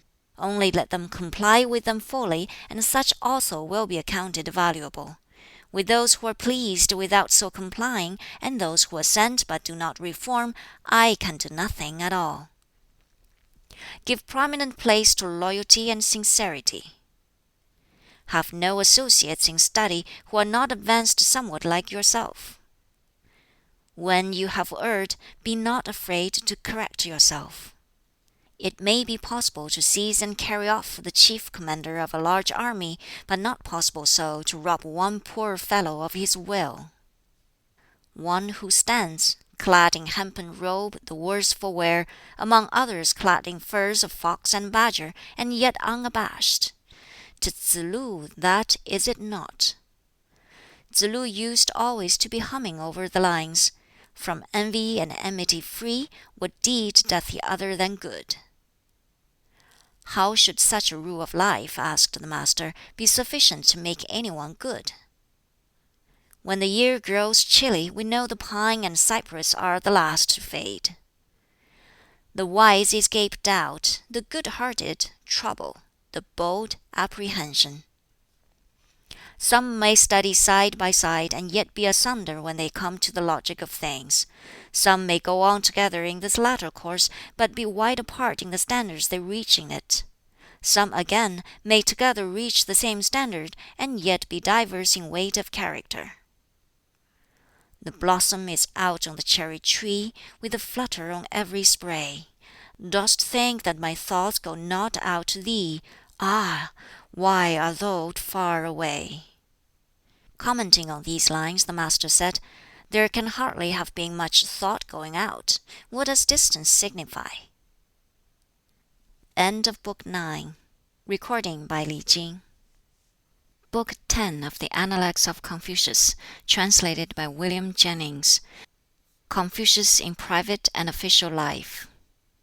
In his own village, Confucius presented a somewhat plain and simple appearance, and looked unlike a man who possessed ability of speech. But in the ancestral temple, and at court, he spoke with the fluency and accuracy of a debater, but ever guardedly. At court, conversing with the lower order of great officials, he spoke somewhat firmly and directly. With those of the higher order, his tone was somewhat more affable. When the prince was present, he was constrainedly reverent in his movements, and showed a proper degree of grave dignity in demeanor. Whenever the prince summoned him to act as usher to the court, his look would change somewhat, and he would make as though he were turning round to do obeisance. He would salute those among whom he took up his position, using the right hand or the left, and holding the skirts of his robe in proper position before and behind. He would make his approaches with quick step, and with elbows evenly bent outwards. When the visitor withdrew, he would not fail to report the execution of his commands with the words, "The visitor no longer looks back." When he entered the palace gate, it was with the body somewhat bent forward, almost as though he could not be admitted. When he stood still, this would never happen in the middle of the gateway, nor when moving about would he ever tread on the threshold. When passing the throne, his look would change somewhat, he would turn aside and make a sort of obeisance, and the words he spoke seemed as though he were deficient in utterance. On going up the steps to the audience chamber, he would gather up with both hands the ends of his robe, and walk with his body bent somewhat forward, holding back his breath like one in whom respiration has ceased. On coming out, after descending one step, his countenance would relax and assume an appearance of satisfaction. Arrived at the bottom, he would go forward with quick step, his elbows evenly bent outwards, back to his position, constrainedly reverent in every movement. When holding the scepter in his hand, his body would be somewhat bent forward, as if he were not equal to carrying it, wielding it now higher, as in a salutation, now lower, as in the presentation of a gift. His look would also be changed and appear awestruck, and his gait would seem retarded, as if he were obeying some restraining hand behind. When he presented the gifts of ceremony, he would assume a placid expression of countenance. At the private interview, he would be cordial and affable. The good man would use no purple or violet colors for the facings of his dress. Footnote 22. Because it is said such colors were adopted in fasting and mourning. End of footnote. Nor would he have a red or orange color for his undress. Footnote 23. Because they did not belong to the 5 correct colors, viz., green, yellow, carnation, white, and black, and were affected more by females. End of footnote. For the hot season he wore a singlet, of either coarse or fine texture, but would also feel bound to have an outer garment covering it. For his black robe he had lamb's wool, for his white one fawn's fur, and for his yellow one fox fur. His furred undress robe was longer, but the right sleeve was shortened. He would needs have his sleeping dress 1½ times his own length. For ordinary homewear he used thick substantial fox or badger furs. When he left off mourning, he would wear all his girdle trinkets. His kirtle in front, when it was not needed for full cover, he must needs have cut down. He would never wear his black lamb's wool or dark-colored cap when he went on visits of condolence to mourners. Footnote 24. Since white was, as it is still, the mourning color. End of footnote. On the first day of the new moon, he must have on his court dress and to court. When observing his fasts, he made a point of having bright, shiny garments, made of linen. He must also at such times vary his food, and move his seat to another part of his dwelling room. As to his food, he never tired of rice so long as it was clean and pure, nor of hashed meats when finely minced. Rice spoiled by damp and sour he would not touch, nor tainted fish, nor bad meat, nor aught of a bad color or smell, nor aught overdone in cooking, nor aught out of season. Neither would he eat anything that was not properly cut, or that lacked its proper seasonings. Although there might be an abundance of meat before him, he would not allow a preponderance of it to rob the rice of its beneficial effect in nutrition. Only in the matter of wine did he set himself no limit, yet he never drank so much as to confuse himself. Tradesmen's wines, and dried meats from the market, he would not touch. Ginger he would never have removed from the table during a meal. He was not a great eater. Meat from the sacrifices at the prince's temple he would never put aside till the following day. The meat of his own offerings he would never give out after 3 days' keeping, for after that time none were to eat it. At his meals he would not enter into discussions, and when reposing afterwards he would not utter a word. Even should his meal consist only of coarse rice and a vegetable broth or melons, he would make an offering, and never fail to do so religiously. He would never sit on a mat that was not straight. After a feast among his villagers, he would wait before going away until the old man had left. When the village people were exorcising the pests, he would put on his court robes and stand on the steps of his hall to receive them. When he was sending a message of inquiry to a person in another state, he would bow twice on seeing the messenger off. Ji Kang once sent him a present of some medicine. He bowed and received it, but remarked, "Until I'm quite sure of its properties, I must not venture to taste it." Once, when the stabling was destroyed by fire, he withdrew from the court and asked, "Is any person injured?" without inquiring as to the horses. Whenever the prince sent him a present of food, he was particular to set his mat in proper order, and would be the first one to taste it.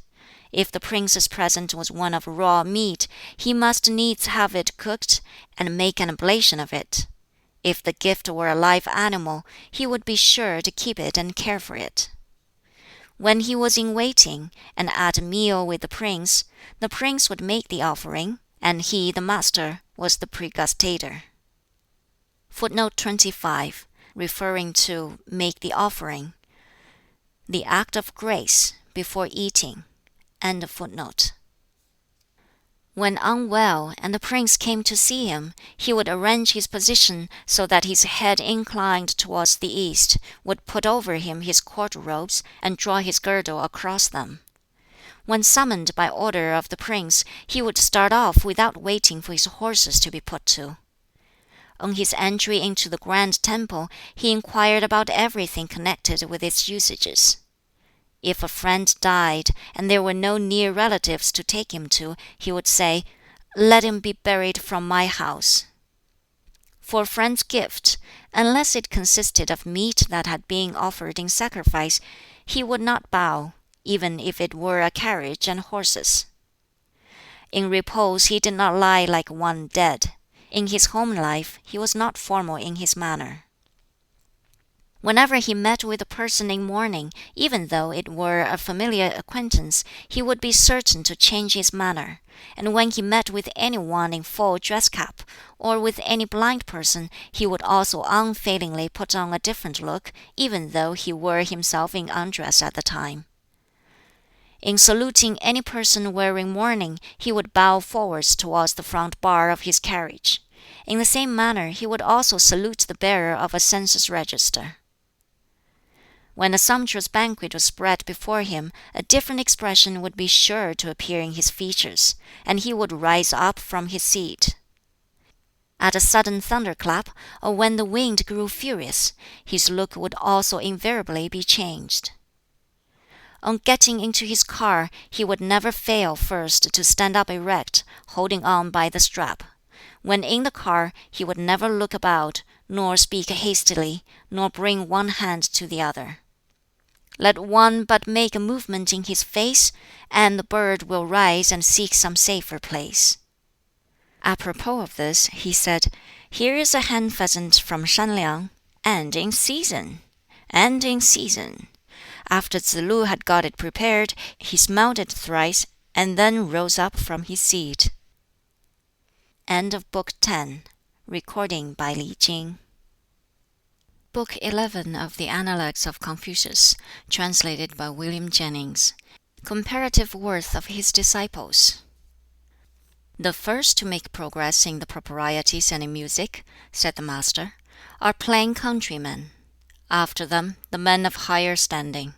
If I had to employ any of them, I should stand by the former. Of those," said he, "who were about me when I was in the Chen and Tsai states, not one now is left to approach my door." "As for Hui," said the master, "he is not one to help me on. There is nothing I say but he is not well satisfied with." Footnote 26. The men of virtuous life were Yen Yuan, or Hui, Ming Ziqian, Ran Bo Niu, and Zhong Gong, or Ran Yong. The speakers and debaters were Zai Wo and Tsz Gong.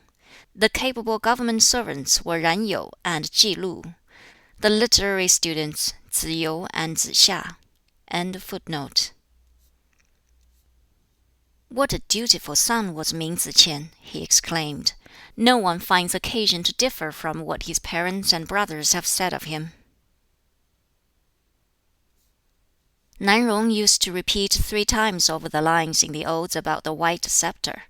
Confucius caused his own elder brother's daughter to be given in marriage to him.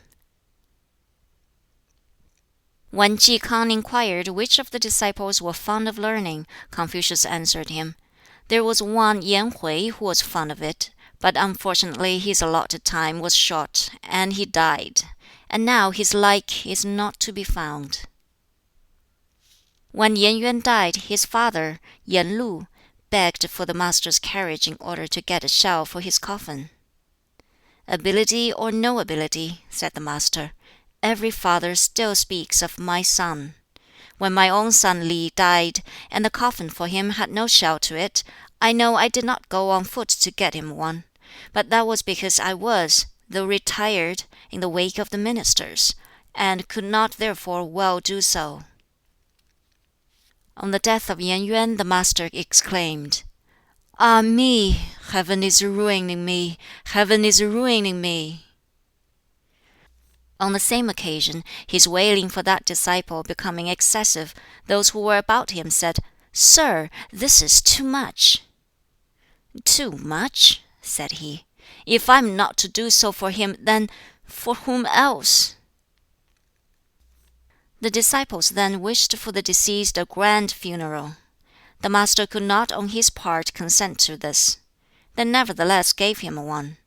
Upon this he remarked, "He used to look upon me as if I were his father. I could never, however, look on him as a son. 'Twas not my mistake, but yours, my children." Chi Lu propounded a question about ministering to the spirits of the departed. The master replied, "Where there is scarcely the ability to minister to living men, how shall there be ability to minister to the spirits?"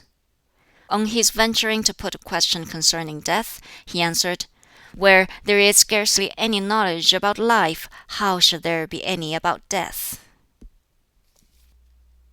The disciple Ming was by his side, looking affable and bland. Tsz lu also, looking careless and intrepid, and Ran Yu and Tsz kung firm and precise. The master was cheery. "One like Tsz lu there," said he, "does not come to a natural end." Some persons in Lu was taking measures in regard to the long treasury house. Ming Tsz k'ien observed, "How if it were repaired on the old lines?" The master upon this remarked, "This fellow is not a talker, but when he does speak, he is bound to hit the mark." "There is a Yu's harpsichord," exclaimed the master. "What is it doing at my door?" On seeing, however, some disrespect shown to him by the other disciples, he added, "Yu has got as far as the top of the hall, only he has not yet entered the house." Tsz kung asked which was the worthier of the two, Tsz chang or Tsz hia. "The former," answered the master, "goes beyond the mark; the latter falls short of it." "So then Tsz chang is the better of the two, is he?" said he. "To go too far," he replied, "is about the same as to fall short." The chief of the Chi family was a wealthier man than the Duke of Chow had been, and yet Ran Yu gathered and hoarded for him, increasing his wealth more and more. "He is no follower of mine," said the master. "It would serve him right, my children, to sound the drum and set upon him." Characteristics of 4 disciples. Tsz kao was simple-minded, Tsang Zi a dullard, Tsz chang full of airs, Tsz lu rough. "As to Hui," said the master, "he comes near to perfection, while frequently in great want. Tsz kung does not submit to the appointments of heaven, and yet his goods are increased. He is often successful in his calculations." Tsz chang wanted to know some marks of the naturally good man. "He does not walk in others' footprints," said the master, "yet he does not get beyond the hall into the house." Once the master said, "Because we allow that a man's words have something genuine in them, are they necessarily those of a superior man? Or words carrying only an outward semblance and show of gravity?" Tsz lu put a question about the practice of precepts one has heard.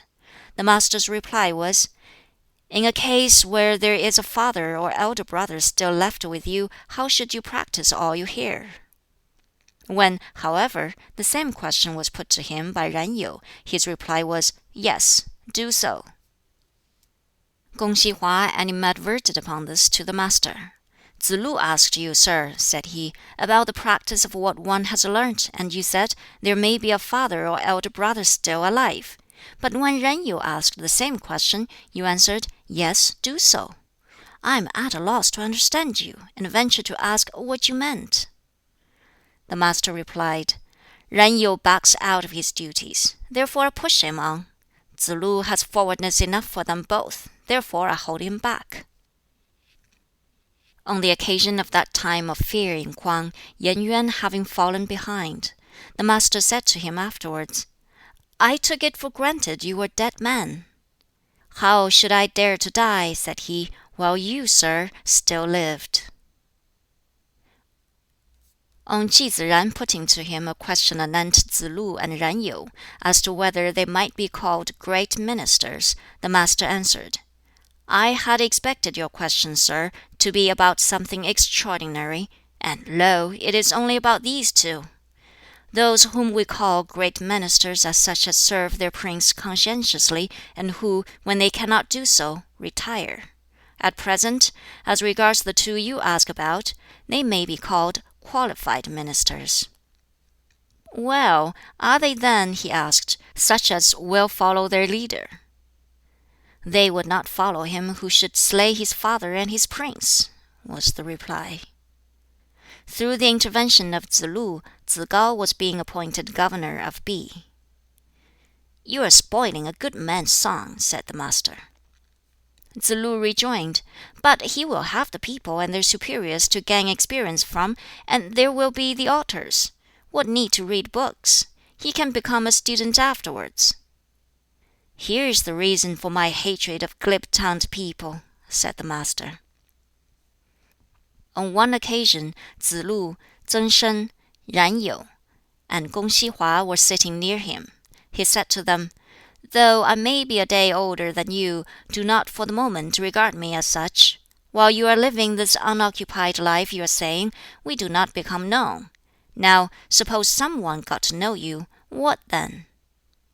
Tsz-lu, first to speak, at once answered, "Give me a state of large size and armament, hemmed in and hampered by other larger states, the population augmented by armies and regiments, causing a dearth in it of food of all kinds. Give me charge of that state, and in 3 years' time I should make a brave country of it, and let it know its place." The Master smiled at him. "Ran," said he, "how would it be with you?" "Give me," said Ran, "a territory of 60 or 70 li square, or of 50 or 60 square, put me in charge of that, and in 3 years I should make the people sufficiently prosperous. As regards their knowledge or ceremonial or music, I should wait for superior men to teach them that." "And with you, Kung Hsi, how would it be?" The disciple's reply was, "I have nothing to say about my capabilities for such matters. My wish is to learn. I should like to be a junior assistant, in dark robe and cap, at the services of the ancestral temple, and at the grand receptions of the princes by the sovereign." "And with you, Tseng Shen?" This disciple was strumming on his harpsichord. But now the twanging ceased, he turned from the instrument, rose to his feet, and answered thus: "Something different from the choice of these 3. "What harm?" said the Master. "I want each one of you to tell me what his heart is set upon." "Well then," said he, "give me, in the latter part of spring, dressed in full spring-tide attire, in company with 5 or 6 young fellows of 20, literally capped ones. At 20 they underwent the ceremony of capping, and were considered men. Or 6 or 7 lads under that age, to do the ablutions in the Yi stream, enjoy a breeze in the rain dance. That is, before the altars, where offerings were placed, with prayer for rain. A religious dance. And finish up with songs on the road home." The Master drew in his breath, sighed, and exclaimed, "Ah, I take with you." The 3 other disciples having gone out, leaving Tseng Shen behind, the latter said, "What think you of the answers of those 3?" "Well, each told me what was uppermost in his mind," said the Master. "Simply that." Why did you smile at Tsz lu, sir?" "I smiled at him because to have the charge of a state requires due regard to the rules of propriety, and his words betrayed a lack of modesty." "But Yen, then, he had a state in view, had he not?" "I should like to be shown a territory such as he described which does not amount to a state." "But had not Kung si also a state in view?" "What are ancestral temples and grand receptions but for the feudal lords to take part in? If Kung si were to become an unimportant assistant at these functions, who could become an important one?" End of Book 11. Recording by Li Jing. Book 12 of the Analects of Confucius. Translated by William Jennings. The Master's Answers. Philanthropy. Friendships. Yen Yuan was asking about man's proper regard for his fellow man. The Master said to him, "Self-control and habit of falling back upon propriety virtually affect it. Let these conditions be fulfilled for one day, and every one round will betake himself to the duty. Is it to begin in one's self, or think you indeed?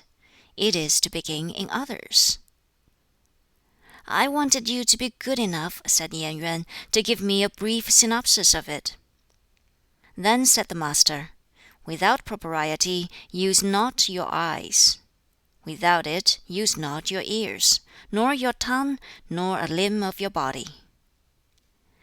"I may be lacking in diligence," said Yen Yuan, "but with your favor I will endeavor to carry out this advice." Zhong Kung asked about man's proper regard for his fellows. To him the Master replied thus: "When you go forth from your door, be as if you were meeting some guest of importance. When you are making use of the common people, for state purposes, be as if you were taking part in a great religious function. Do not set before others what you do not desire yourself. Let there be no resentful feelings against you when you are away in the country, and none when at home." "I may lack diligence," said Zhong Kung, "but with your favor I will endeavor to carry out this advice." Sima Niu asked the like question. The answer he received was this: "The words of the man who has a proper regard for his fellows are uttered with difficulty." "His words uttered with difficulty?" he echoed, in surprise. "Is that what is meant by proper regard for one's fellow creatures?" "Where there is difficulty in doing," the Master replied, "will there not be some difficulty in utterance?" The same disciple put a question about the superior man. "Superior men," he replied, "are free from trouble and apprehension." "Free from trouble and apprehension," said he, "does that make them superior men?" The Master added, "Where there is found, upon introspection, to be no chronic disease, how shall there be any trouble? How shall there be any apprehension?" The same disciple, being in trouble, remarked, "I am alone in having no brother, while all else have theirs, younger or elder." Tsze hsia said to him, "I have heard this: Death and life have destined times, wealth and honors rest with heaven. Let the superior man keep watch over himself without ceasing, showing deference to others, with propriety of manners. And all within the four seas will be his brethren. How should he be distressed for lack of brothers?" Footnote 29. From Confucius it is generally thought. End of footnote. Tsze chang asked what sort of man might be termed enlightened. The Master replied, "That man with whom drenching slander and cutting calumny gain no currency may well be called enlightened. Aye, he with whom such things make no way may well be called enlightened in the extreme." Tsze kung put a question relative to government. In reply the Master mentioned three essentials: sufficient food, sufficient armament, and the people's confidence. "But," said the disciple, "if you cannot really have all three, and one has to be given up, which would you give up first?" "The armament," he replied. And if you are obliged to give up one of the remaining two, which would it be?" "The food," said he. "Death has been the portion of all men from of old. Without the people's trust, nothing can stand." Chi Tsz-cheng once said, "Give me the inborn qualities of a gentleman, and I want no more. How are such to come from book learning?" Tsz-kung exclaimed, "Ah, sir, I regret to hear such words from you, a gentleman. But a team of 4 can never overtake the ton. Literary accomplishments are much the same as inborn qualities, and inborn qualities as literary accomplishments. A tiger's or leopard's skin without the hair might be a dog's or sheep's when so made bare." Duke Ai was consulting Yu Ruo. Said he, "It is a year of dearth, and there is an insufficiency for ways and means. What am I to do?" "Why not apply the tithing statute?" said the minister. "But 2 tithings would not be enough for my purposes," said the duke. "What would be the good of applying the statute?" The minister replied, "So long as the people have enough left for themselves, who of them will allow their prince to be without enough? But when the people have not enough, who will allow their prince all that he wants?" Tsz-chang was asking how the standard of virtue was to be raised, and how to discern what was illusory or misleading. The master's answer was, "Give a foremost place to honesty and faithfulness, and tread the path of righteousness, and you will raise the standard of virtue. As to discerning what is illusory, here is an example of an illusion. Whom you love, you wish to live. Whom you hate, you wish to die. To have wished the same person to live and also to be dead, there is an illusion for you." Duke Jing of Qi consulted Confucius about government. His answer was, "Let a prince be a prince, and ministers be ministers. Let fathers be fathers, and sons be sons." "Good!" exclaimed the duke. "Truly, if a prince fail to be a prince, and ministers to be ministers, and if fathers be not fathers, and sons not sons, then, even though I may have my allowance of grain, should I ever be able to relish it?" "The man to decide a cause with half a word," exclaimed the master, "is Tsz-lu." Tsz-lu never let a night pass between promise and performance. "In hearing causes, I am like other men," said the master.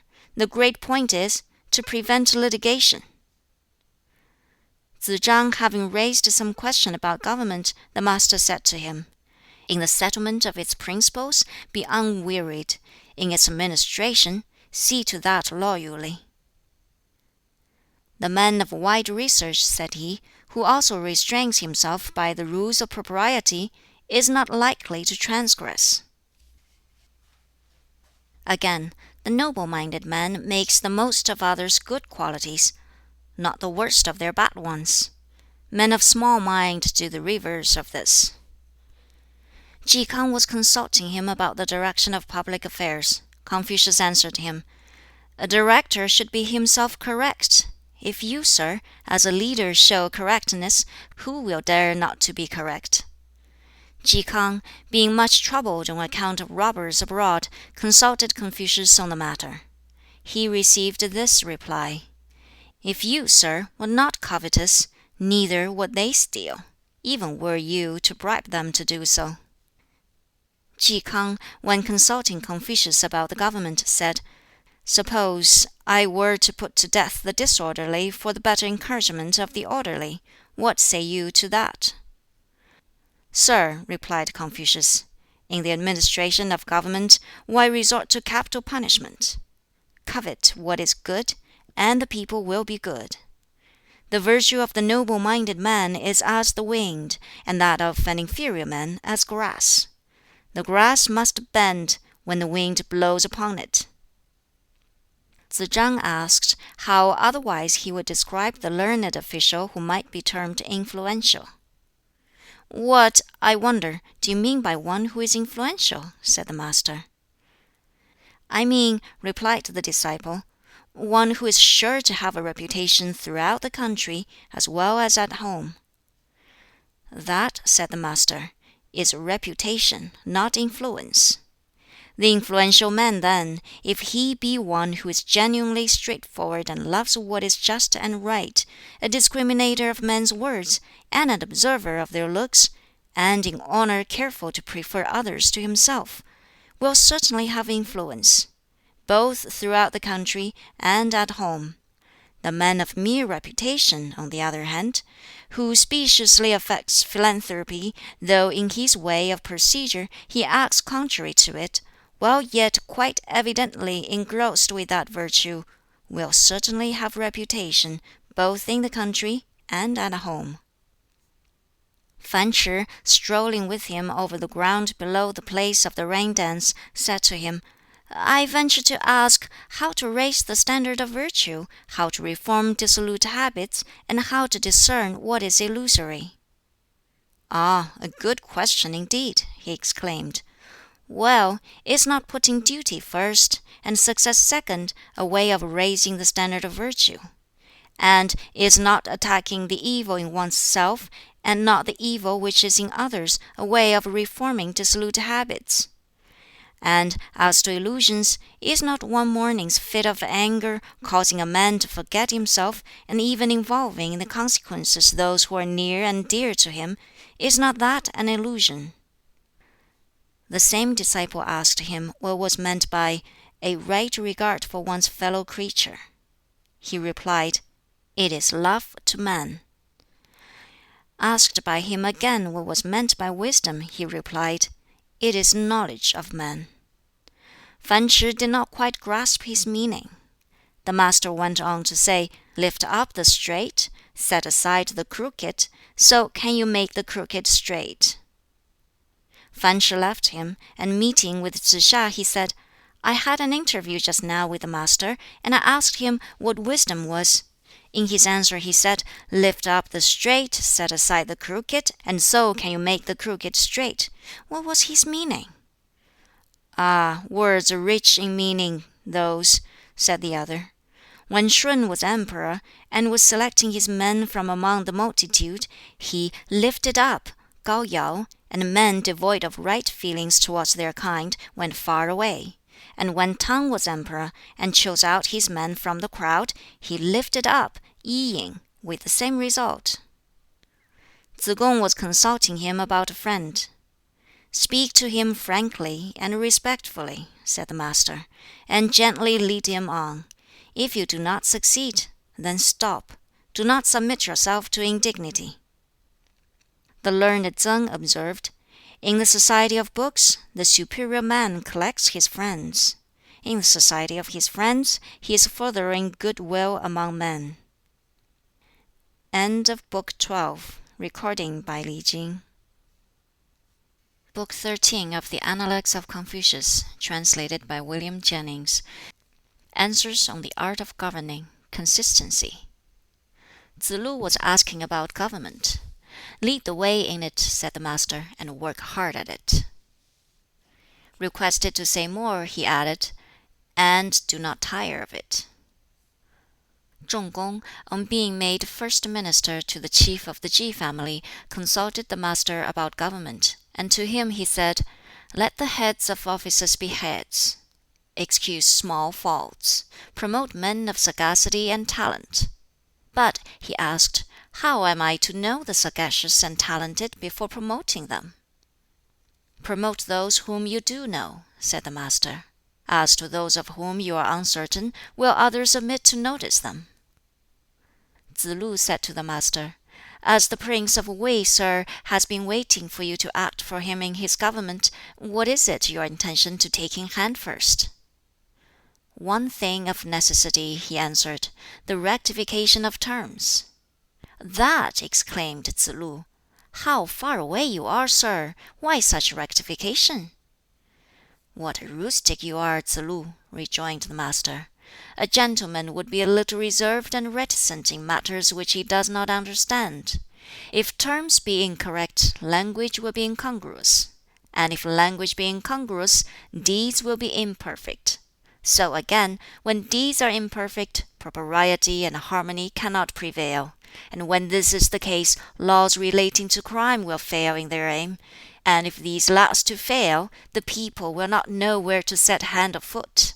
Hence, a man of superior mind, certain first of his terms, is fitted to speak, and being certain of what he says can proceed upon it. In the language of such a person, there is nothing heedlessly irregular, and that is the sum of the matter. Fan Ch'i requested that he might learn something of husbandry. "For that," said the Master, "I am not equal to an old husbandman."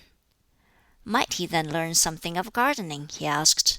"I am not equal to an old gardener," was the reply. "A man of little mind that," said the Master, when Fan Ch'i had gone out. "Let a man who is set over the people love propriety, and they will not presume to be disrespectful. Let him be a lover of righteousness, and they will not presume to be aught but submissive. Let him love faithfulness and truth, and they will not presume not to lend him their hearty assistance. Ah, if all this only were so, the people from all sides would come to such a one, carrying their children on their backs. What need to turn his hand to husbandry? Though a man," said he, "could hum through the Odes, the 300, yet should show himself unskilled when given some administrative work to do for his country.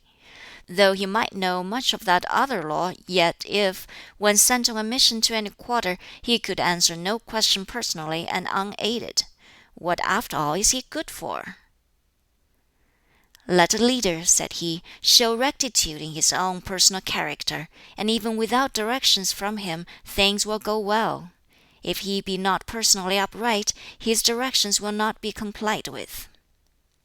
Once he made the remark, "The governments of Lu and of Wei are in brotherhood." Of Ching, a son of the Duke of Wei, he observed that he managed his household matters well. On his coming into possession, he thought, "What a strange conglomeration!" Coming to possess a little more, it was, "Strange, such a result!" And when he became wealthy, "Strange, such elegance!" The Master was on a journey to Wei, and Yen Yu was driving him. "What multitudes of people!" he exclaimed. Yen Yu asked him, "Seeing they are so numerous, what more would you do for them?" "Enrich them," replied the Master. "And, after enriching them, what more would you do for them?" "Instruct them." "Were any one of our princes to employ me," he said, "after 12 months I might have made some tolerable progress." Again, "How true is that saying, 'Let good men have the management of a country for a century, and they would be adequate to cope with evil doers, and thus do away with capital punishments.'" Again, "Suppose the ruler to possess true kingly qualities, then surely after 1 generation there would be good will among men." Again, "Let a ruler but see to his own rectitude, and what trouble will he then have in the work before him? If he be unable to rectify himself, how is he to rectify others?" Once, when Yen Yu was leaving the court, the Master accosted him. "Why so late?" he asked. "Busy with legislation," Yen replied. "The details of it," suggested the Master, "had it been legislation, I should have been there to hear it, even though I am not in office."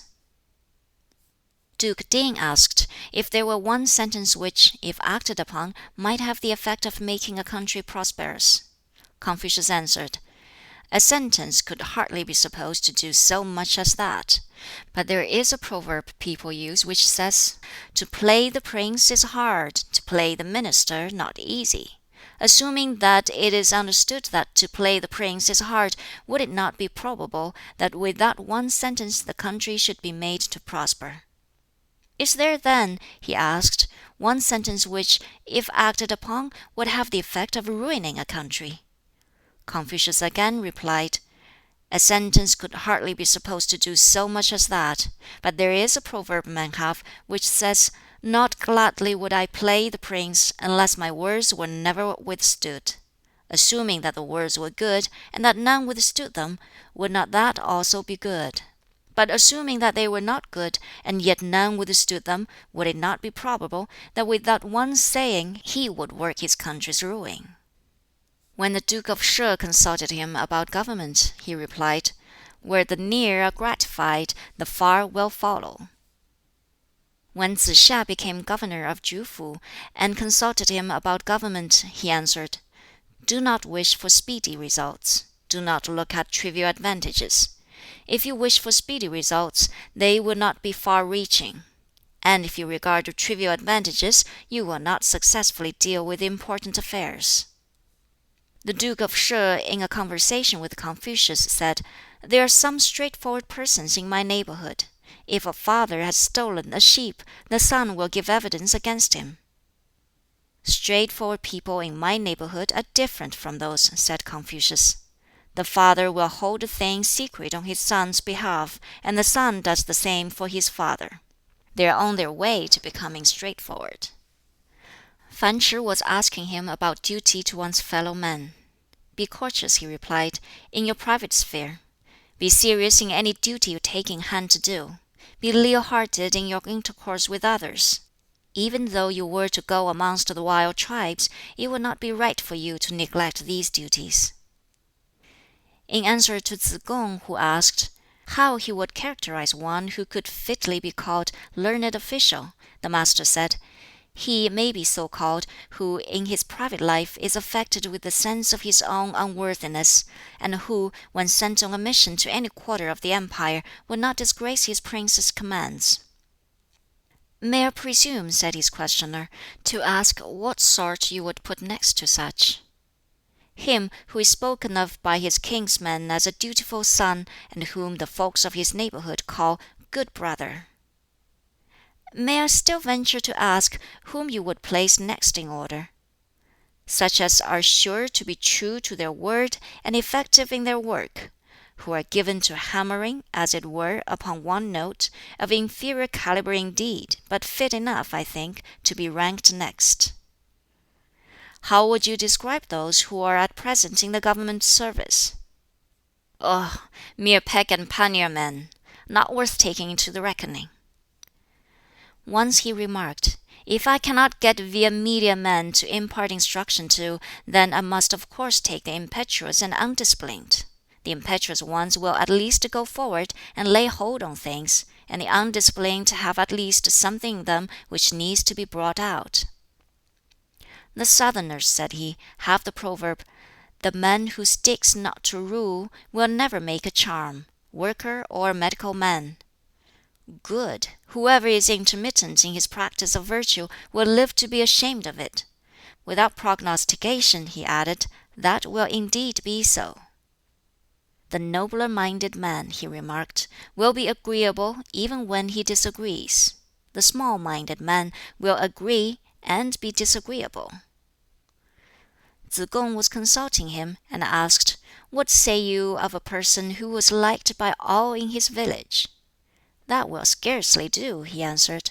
"What then, if they all disliked him?" "That, too," said he, "is scarcely enough. Better if he were liked by the good folk in the village, and disliked by the bad." "The superior man," he once observed, "is easy to serve but difficult to please. Try to please him by the adoption of wrong principles, and you will fail. Also, when such a one employs others, he uses them according to their capacity.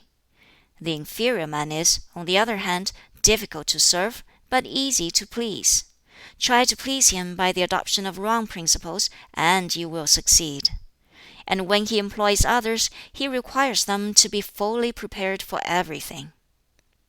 Again, "The superior man can be high without being haughty. The inferior man can be haughty if not high." "The firm, the unflinching, the plain and simple, the slow to speak," said he once, "are approximating towards their duty to their fellow men." Tsz lu asked how he would characterize one who might fitly be called an educated gentleman.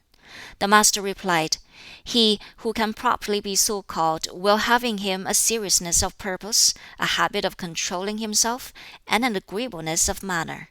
Among his friends and associates, the seriousness and the self-control, and among his brethren, the agreeableness of manner."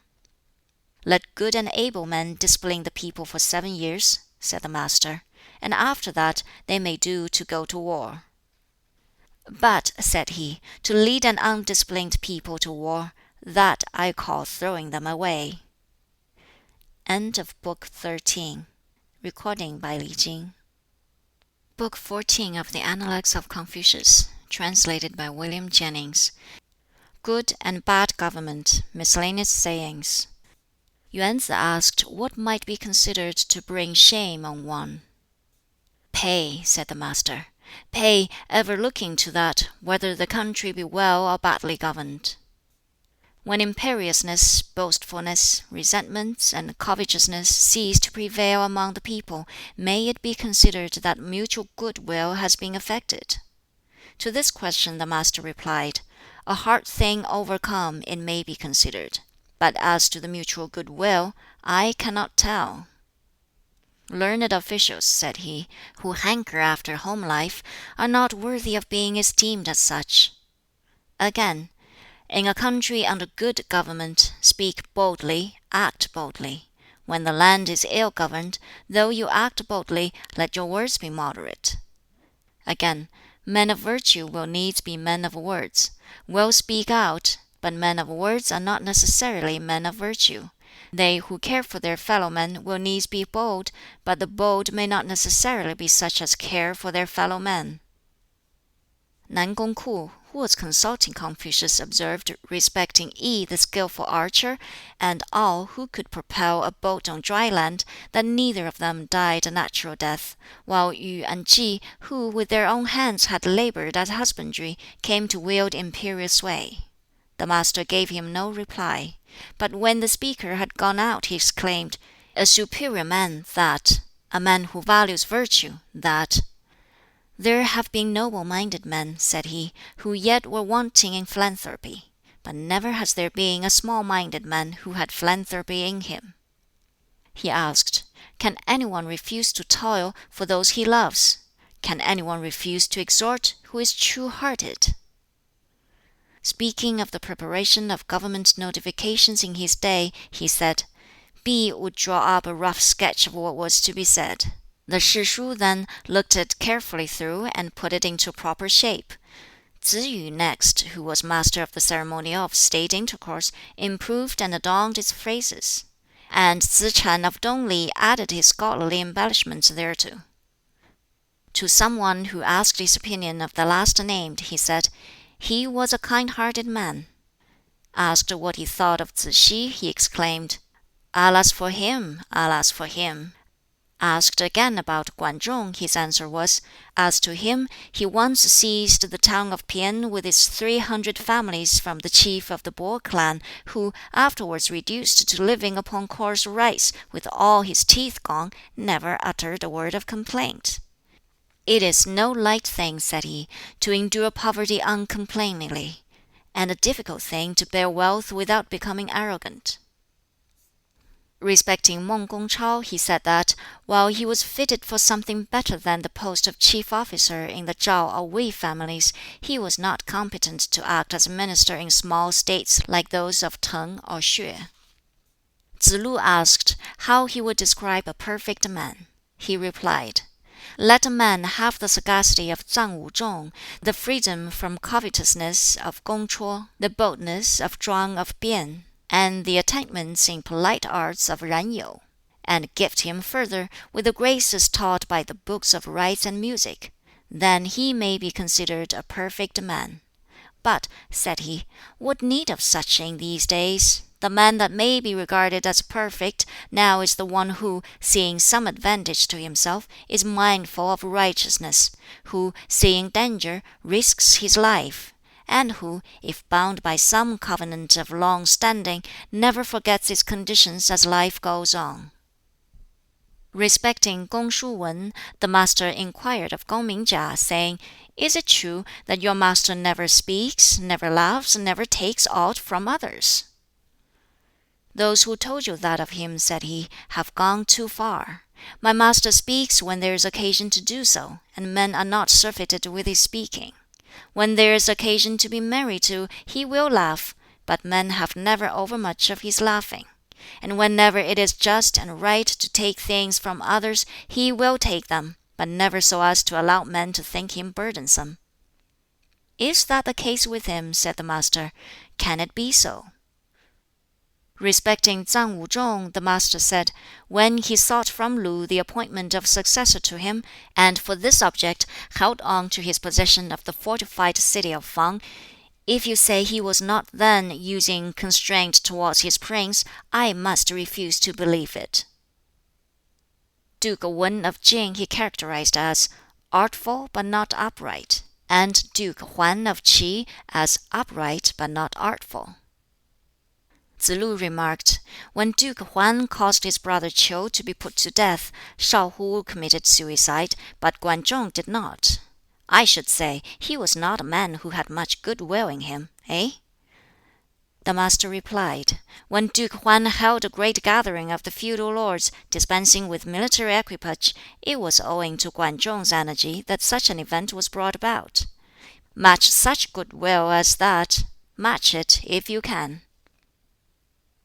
Tsz-kung then spoke up, "But was not Guan Zhong wanting in good will? He could not give up his life when Duke Huan caused his brother to be put to death. Besides, he became the duke's counselor." "And in acting as his counselor, put him at the head of all the feudal lords," said the Master, "and unified and reformed the whole empire. And the people, even to this day, reap benefit from what he did. Had it not been for him, we should have been going about with locks unkempt and buttoning our jackets like barbarians on the left. Would you suppose that he should show the same sort of attachment as exists between a poor yokel and his one wife, that he would asphyxiate himself in some sewer, leaving no one the wiser?" Kung Shu Wen's steward, who became the high officer Xun, went up accompanied by Wen to the prince's hall of audience. When Confucius heard of this, he remarked, "He may well be esteemed a Wen." The Master having made some reference to the lawless ways of Duke Ling of Wei, Ki K'ang said to him, "If he be like that, how is it he does not ruin his position?" Confucius answered, "The Zhongshu Yu is charged with the entertainment of visitors and strangers, the priest Tuo has charge of the ancestral temple, and Wang Sun Jia has the control of the army and its divisions. With men such as those, how should he come to ruin?" He once remarked, "He who is unblushing in his words will with difficulty substantiate them." Chen Cheng had slain Duke Jian. Hearing of this, Confucius, after performing his ablutions, went to court and announced the news to Duke Ai, saying, "Chen Huan has slain his prince. May I request that you proceed against him?" "Inform the chiefs of the three families," said the duke. Soliloquizing upon this, Confucius said, "Since he uses me to back his ministers." Footnote 30. Confucius had now retired from office, and this incident occurred only 2 years before his death. End of footnote. I did not dare not to announce the matter to him, and now he says, "Inform the three chiefs." He went to the three chiefs and informed them, but nothing could be done. Whereupon again he said, "Since he uses me to back his ministers, I did not dare not to announce the matter." Tsz-lu was questioning him as to how he should serve his prince. "Deceive him not, but reprove him," he answered. The minds of superior men, he observed, trend upwards; those of inferior men trend downwards. Again, students of old fixed their eyes upon themselves; now they learn with their eyes upon others. Qu Bo-yu dispatched a man with a message to Confucius. Confucius gave him a seat, and among other inquiries he asked, "How is your master managing?" "My master," he replied, "has a great wish to be seldom at fault, and as yet he cannot manage it." "What a messenger!" exclaimed he admiringly when the man went out. "What a messenger!" "When not occupying the office," was a remark of his, "devise not the policy." The learned Tsang used to say, "The thoughts of the superior man do not wander from his own office." "Superior men," said the Master, "are modest in their words, profuse in their deeds." Again, "There are 3 attainments of the superior man which are beyond me: the being sympathetic without anxiety, wise without skepticism, brave without fear. "Sir," said Tsz-kung, "that is what you say of yourself."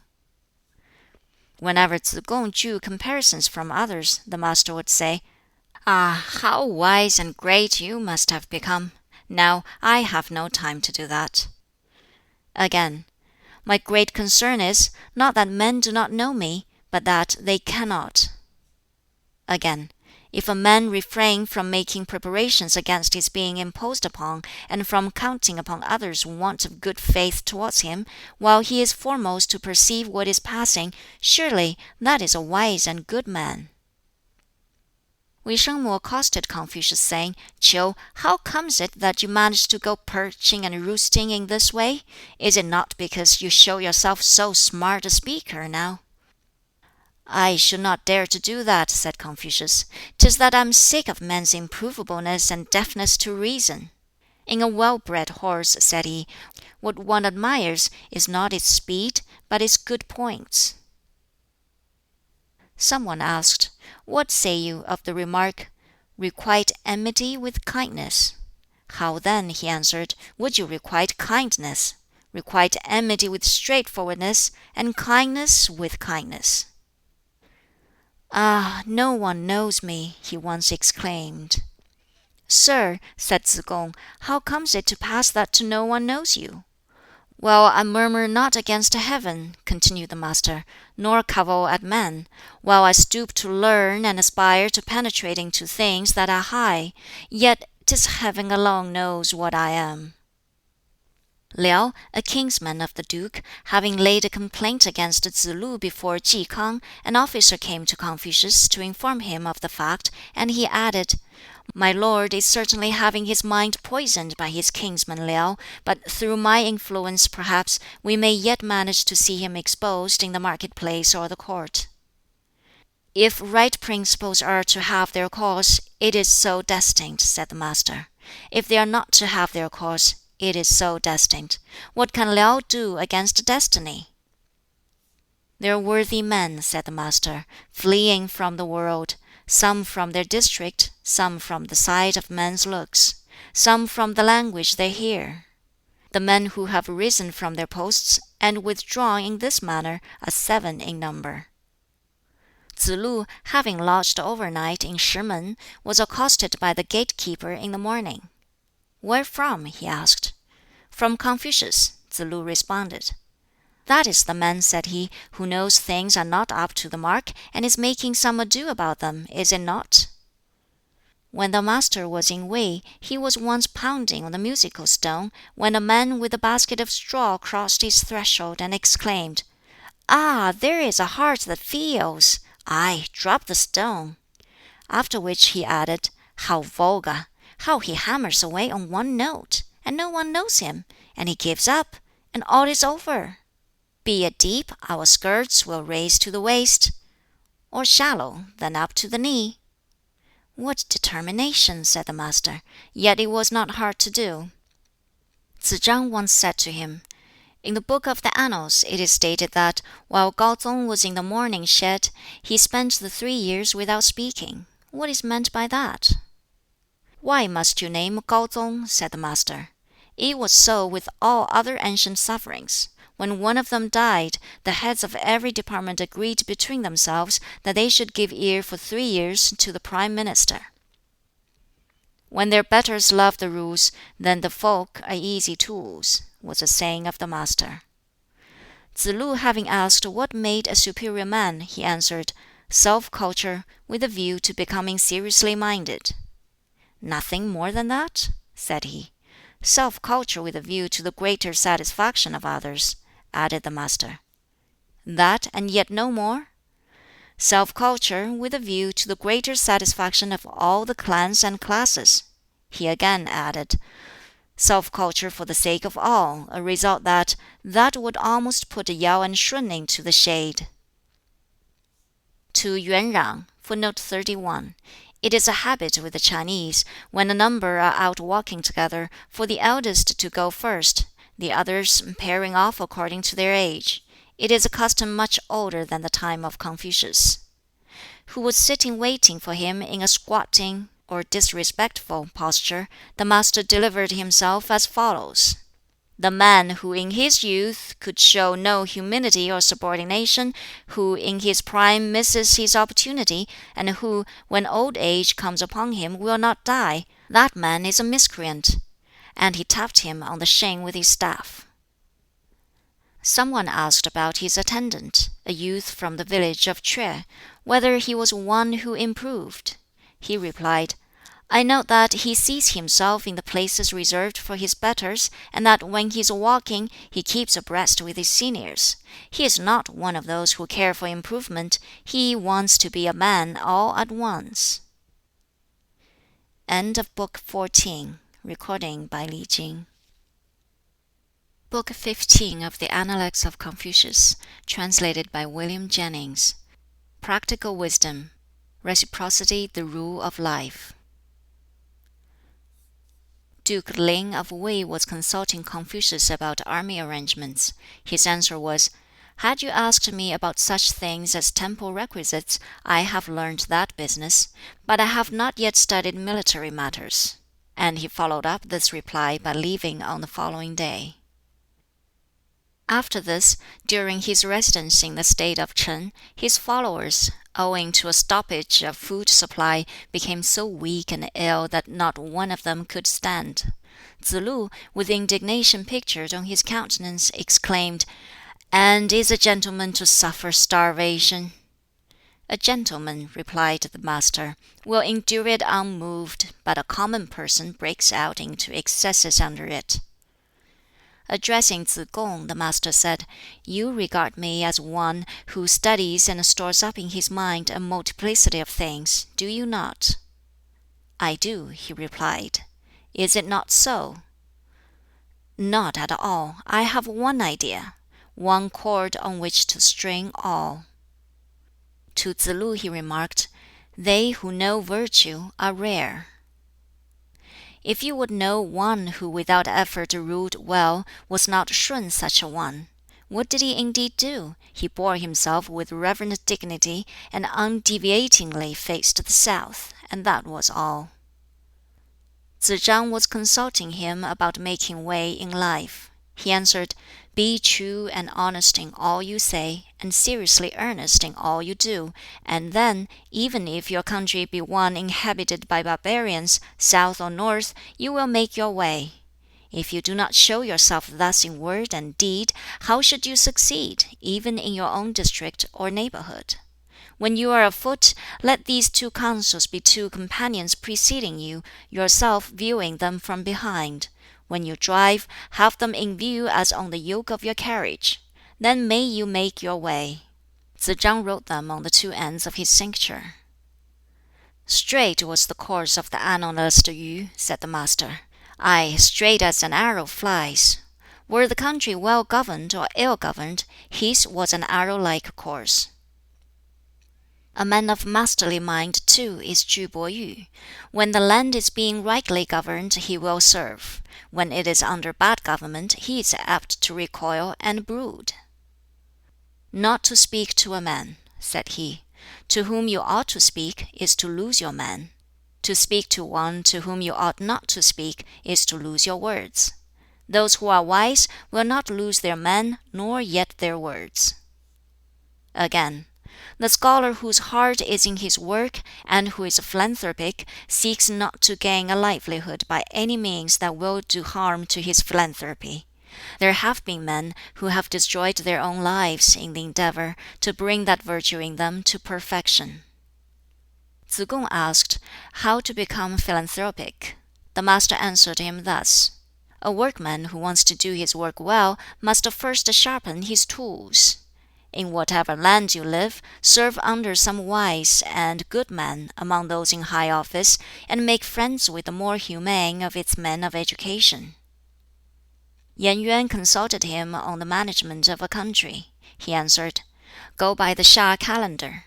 Have the stage carriages like those of the Yin princes. Wear the Zhou cap. For your music, let that of Shun be used for the posturers. Put away the songs of Ch'in, and remove far from you men of artful speech. The Ch'in songs are immodest, and artful talkers are dangerous." Other sayings of the Master: "They who care not for the morrow will the sooner have their sorrow. Ah, 'tis hopeless! I have not yet met with the man who loves virtue as he loves beauty."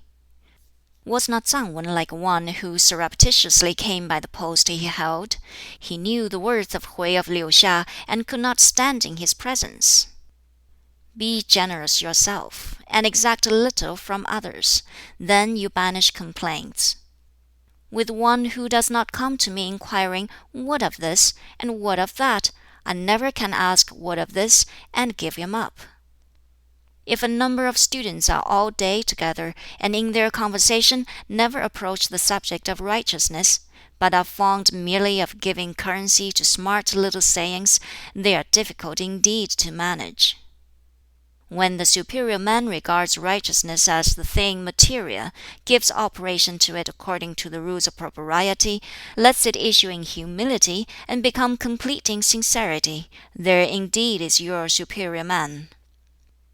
The trouble of the superior man will be his own want of ability. It will be no trouble to him that others do not know him. Such a man thinks it hard to end his days and leave a name to be no longer named. The superior man is exacting of himself, the common man is exacting of others. A superior man has self-respect and does not strive, is sociable, yet no party man. He does not promote a man because of his words, or pass over the words because of the man. Tsz kung put to him the question, "Is there one word upon which the whole life may proceed?" The Master replied, "Is not reciprocity such a word? What you do not yourself desire, do not put before others." So far as I have to do with others, whom do I over-censure? Whom do I over-praise? If there be something in them that looks very praiseworthy, that something I put to the test. I would have the men of the present day to walk in the straight path whereby those of the 3 dynasties have walked. I have arrived as it were at the analyst's blank page. Once he who had a horse would lend it to another to mount. Now, alas, it is not so. Artful speech is the Confucian of virtue. Impatience over little things introduce confusion into great schemes. What is disliked by the masses needs inquiring into. So also does that which they have a preference for. A man may give breadth to his principles. It is not principles in themselves that give breadth to the man. Not to retract after committing an error may itself be called error. If I have passed the whole day without food and the whole night without sleep, occupied with my thoughts, it profits me nothing. I were better engaged in learning. The superior man deliberates upon how he may walk in truth, not upon what he may eat. The farmer may plough, and be on the way to want. The student learns, and is on his way to emolument. To live a right life is the concern of men of nobler minds. Poverty gives them none. Whatsoever the intellect may attain to, unless the humanity within is powerful enough to keep guard over it, is assuredly lost, even though it be gained. If there be intellectual attainments, and the humanity within is powerful enough to keep guard over them, yet, unless in a ruler there be dignity in his rule, the people will fail to show him respect. Again, given the intellectual attainments, and humanity sufficient to keep watch over them, and also dignity in ruling, yet if his movements be not in accordance with the rules of propriety, he is not yet fully qualified. The superior man may not be conversant with petty details, and yet may have important matters put into his hands. The inferior man may not be charged with important matters, yet may be conversant with the petty details. Good fellowship is more to men than fire and water. I have seen men stepping into fire and into water, and meeting with death thereby. I have not yet seen a man die from planting his steps in the path of good fellowship. Rely upon good nature. 'Twill not allow precedence even to a teacher. The superior man is inflexibly upright, and takes not things upon trust. In serving your prince, make your service the serious concern, and let salary be a secondary matter. Where instruction is to be given, there must be no distinction of persons. Where men's methods are not identical, there can be no planning by one on behalf of another. In speaking, perspicuity is all that is needed. When the blind music master Mian paid him a visit, on his approaching the steps, the master called out, "Steps!" and on his coming to the mat, said, "Mat!" When all in the room were seated, the master told him, "So and so is here, so and so is here." When the music master had left, Tsz chang said to him, "Is that the way to speak to the music master?" "Well," he replied, "it is certainly the way to assist him." End of Book 15. Recording by Li Jing. Book 16 of the Analects of Confucius. Against intestine strife, good and bad friendships. The chief of the Ji family was about to make an onslaught upon the Lunyu domain. Ran Yu and Tsz lu in an interview with Confucius told him, "The Ji is about to have an affair with Lunyu." "Ran," said Confucius, "does not the fault lie with you? The chief of Lunyu in times past was appointed lord of the East Mong mountain. Besides, he dwells within the confines of your own state, and is an official of the state worship. How can you think of making an onslaught upon him?" "It is the wish of our chief," said Ran Yu, "not the wish of either of us ministers." Confucius said, "Ran, there is a sentence of Chou Ren which runs thus: 'Having made manifest their powers and taken their place in the official list, when they find themselves incompetent they resign. If they cannot be firm when danger threatens the government, nor lend support when it is reeling, of what use then shall they be as assistants?' Besides, you are wrong in what you said. When a rhinoceros or tiger breaks out of its cage, when a jewel or tortoise shell ornament is damaged in its casket, whose fault is it?" "But," said Ran Yu, "so far as Chuen Yu is concerned, it is now fortified, and it is close to be. And if he does not now take it, in another generation it will certainly be a trouble to his descendants." "Ran," exclaimed Confucius, "it is a painful thing to a superior man to have to desist from saying, 'My wish is so and so,' and to be obliged to make apologies. For my part, I have learnt this: that rulers of states and heads of houses are not greatly concerned about their small following, but about the want of equilibrium in it; that they do not concern themselves about their becoming poor, but about the best means of living quietly and contentedly. For where equilibrium is preserved, there will be no poverty; where there is harmony, their following will not be small; and where there is quiet contentment, there will be no decline nor fall. Now, if that be the case, it follows that, if men in outlying districts are not submissive, then a reforming education and morals will bring them to. And when they have been so won, then will you render them quiet and contented. At the present time, you too are assistants of your chief. The people in the outlying districts are not submissive, and cannot be brought round. Your dominion is divided, prostrate, dispersed, cleft in pieces, and you as its guardians are powerless. And plans are being made for taking up arms against those who dwell within your own state. I am apprehensive that the sorrow of the Ji family is not to lie in Lunyu, but in those within their own screen."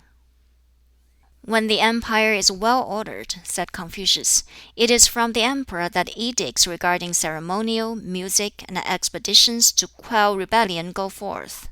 When it is being ill governed, such edicts emanate from the feudal lords; and when the latter is the case, it will be strange if in 10 generations there is not a collapse.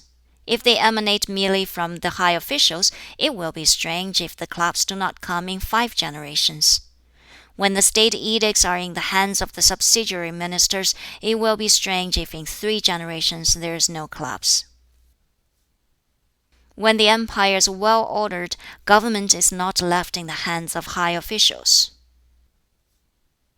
When the empire is well ordered, the common people will cease to discuss public matters.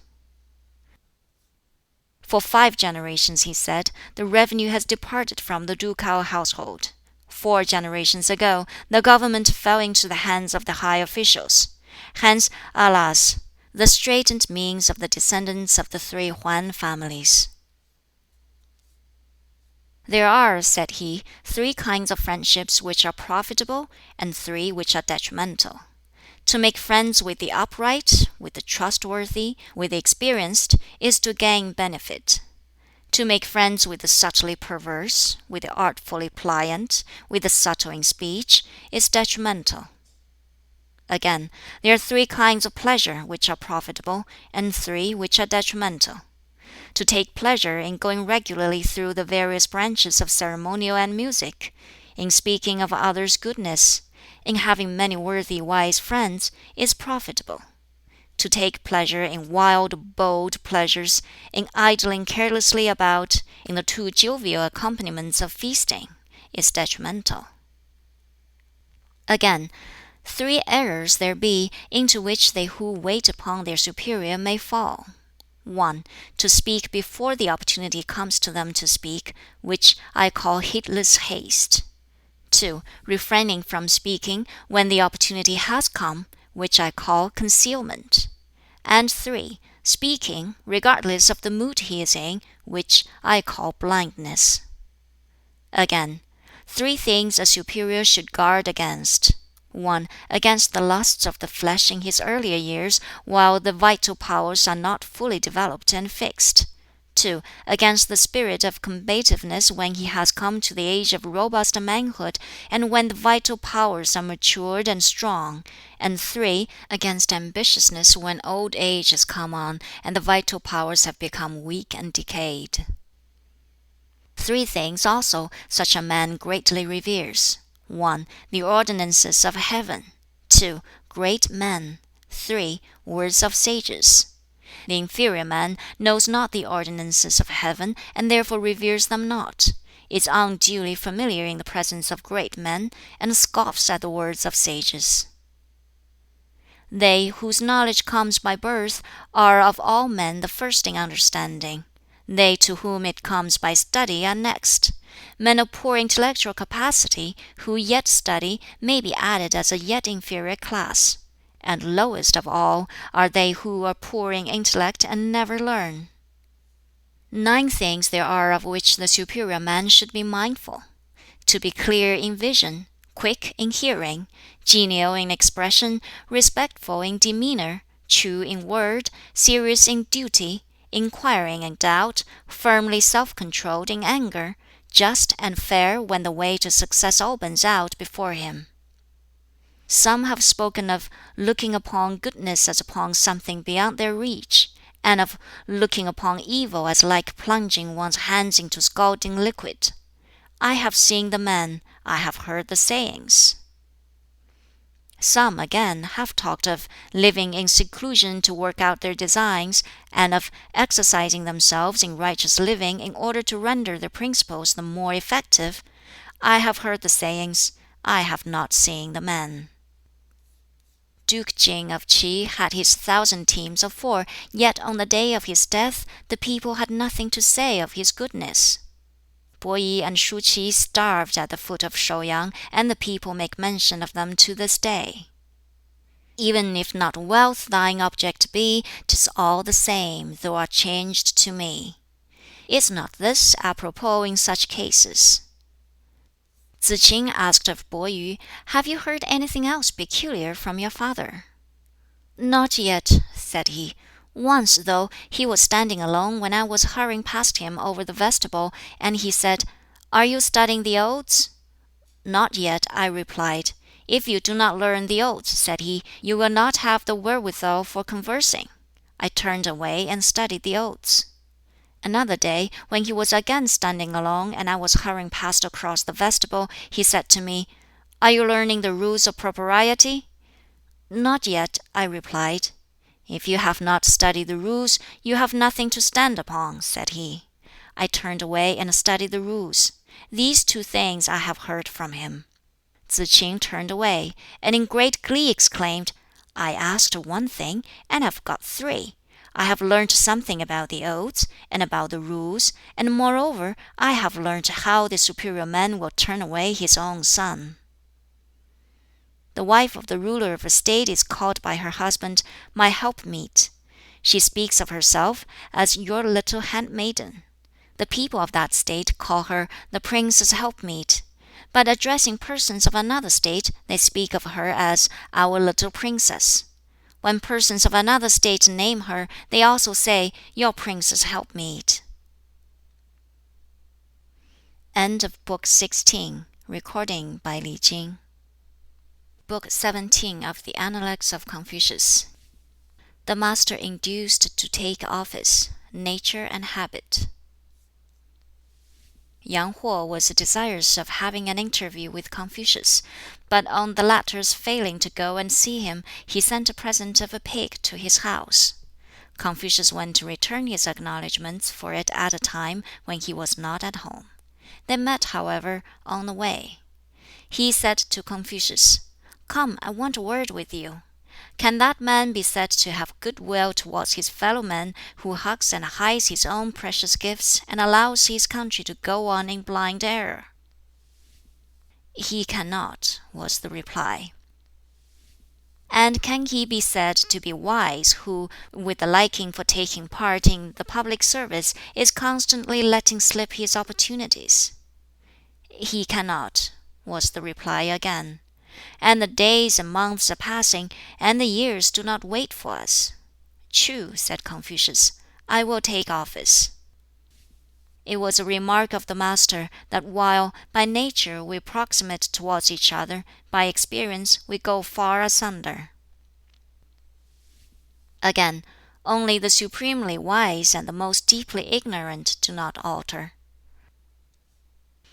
The Master once, on his arrival at Wucheng, heard the sound of stringed instruments and singing. His face beamed with pleasure, and he said laughingly, "To kill a cock, why use an ox knife?"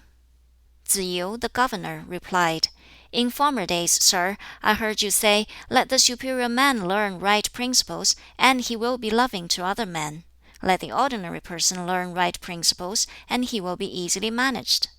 The Master, turning to his disciples, said, "Sirs, what he says is right. What I said just now was only in play." Having received an invitation from Gongshan Furao, who was in revolt against the government and was holding to his district of Bi, the Master showed an inclination to go. Tsz lu was averse to this, and said, "You can never go, that is certain. How should you feel you must go to that person?" "Well," said the Master, "he who has invited me must surely not have done so without a sufficient reason. And if it should happen that my services were enlisted, I might create for him another East Chow. Don't you think so?" Tsz chang asked Confucius about the virtue of philanthropy. His answer was, "It is the being able to put in practice 5 qualities, in any place under the sun." "May I ask, please, what these are?" said the disciple. "They are," he said, "dignity, indulgence, faithfulness, earnestness, kindness. If you show dignity, you will not be mocked. If you are indulgent, you will win the multitude. If faithful, men will place their trust in you. If earnest, you will do something meritorious. And if kind, you will be enabled to avail yourself amply of men's services." Bi Xi sent the Master an invitation, and he showed an inclination to go. Tsz lu, seeing this, said to him, "In former days, sir, I have heard you say, 'A superior man will not enter the society of one who does not that which is good in matters concerning himself.' And this man is in revolt, with Zhong Mo in his possession. If you go to him, how will the case stand?" "Yes," said the Master, "those are indeed my words. But is it not said, 'What is hard may be rubbed without being made thin, and white may be stained without being made black'? I am surely not a gourd. How am I to be strung up like that kind of thing, and live without means?" "Tsz lu," said the Master, "you have heard of the 6 words with their 6 obfuscations?" "No," said he, "not so far." "Sit down, and I will tell you them. They are these 6 virtues, cared for without care for any study about them: philanthropy, wisdom, faithfulness, straightforwardness, courage, firmness. And the 6 obfuscations resulting from not liking to learn about them are, respectively, these: fatuity, mental dissipation, mischievousness, perversity, insubordination, impetuosity. "My children," said he once, "why does no one of you study the Odes? They are adapted to rouse the mind, to assist observation, to make people sociable, to arouse virtuous indignation. They speak of duties near and far, the duty of ministering to a parent, the duty of serving one's prince, and it is from them that one becomes conversant with the names of many birds, and beasts, and plants, and trees." To his son Po Yu he said, "Study you the Odes of Chou and the South, and those of Chao and the South. The man who studies not these is, I should say, somewhat in the position of one who stands facing a wall." "Etiquette demands it, so people plead," said he, "but do not these hankerings after jewels and silks indeed demand it? Or it is, the study of music requires it, but do not these predilections for bells and drums require it?" Again, they who assume an outward appearance of severity, being inwardly weak, may be likened to low common men. Nay, are they not somewhat like thieves that break through walls and steal? Again, the plebeian kind of respect for piety is the very pest of virtue. Again, listening on the road and repeating in the lane, this is abandonment of virtue. "Ah, the low-minded creatures!" he exclaimed. "How is it possible indeed to serve one's prince in their company? Before they have got what they wanted, they are all anxiety to get it; and after they have got it, they are all anxiety lest they should lose it; and while they are thus full of concern lest they should lose it, there is no length to which they will not go." Again, in olden times people had 3 moral infirmities, which, it may be, are now unknown. Ambitiousness in those olden days showed itself in momentary outburst; the ambitiousness of to-day runs riot. Austerity in those days had its sharp angles; in these it is irritable and perverse. Feebleness of intellect then was at least straightforward; in our day it is never aught but deceitful. Again, rarely do we find mutual good feelings where there is fine speech and studied mien. Again, to me it is abhorrent that purple color should be made to detract from that of vermilion; also that the Odes of Ch'ing should be allowed to introduce discord in connection with the music of the festal songs and hymns; also that sharp-whetted tongues should be permitted to subvert governments. Once said he, "Would that I could dispense with speech!" "Sir," said Tsz kung, "if you were never to speak, what should your pupils have to hand down from you?" "Does heaven ever speak?" said the Master. "The 4 seasons come and go, and all creatures live and grow. Does heaven indeed speak?" Once Ju Bei desired an interview with Confucius, from which the latter excused himself on the score of ill health. But while the attendant was passing out through the doorway with the message, he took his lute and sang, in such a way to let him hear him. Tsai Wo questioned him respecting the 3 years' mourning, saying that 1 full 12-month was a long time; that if gentlemen were for 3 years to cease from observing rules of propriety, propriety must certainly suffer; and that if for 3 years they neglected music, music must certainly die out; and that seeing nature has taught us that when the old year's grain is finished the new has sprung up for us; seeing also that all the changes in procuring fire by friction have been gone through in the 4 seasons, surely a 12-month might suffice. Footnote 32: Different woods were adopted for this purpose at the various seasons. The Master asked him, "Would it be a satisfaction to you that returning to better food, that putting on of fine clothes?" "It would," said he. "Then, if you can be satisfied in so doing, do so. But to a gentleman, who is in mourning for a parent, the choicest food will not be palatable. nor will the listening to music be pleasant, nor will comforts of home make him happy in mind. Hence he does not do as you suggest. But if you are now happy in your mind, then do so." Tsai Wo went out, and the master went on to say, "It is want of human feeling in this man. After a child has lived 3 years, it then breaks away from the tender nursing of its parents. And this 3 years' mourning is the customary mourning prevalent all over the empire. Can this man have enjoyed the 3 years of loving care from his parents?" "Ah, it is difficult," said he, "to know what to make of those who are all day long cramming themselves with food and are without anything to apply their minds to. Are there no dice and chess players? Better, perhaps, join in that pursuit than do nothing at all." "Does a gentleman," asked Tsz lu, "make much account of bravery?" "Righteousness he counts higher," said the master. "A gentleman who is brave without being just may become turbulent, while a common person who is brave and not just may end in becoming a highwayman."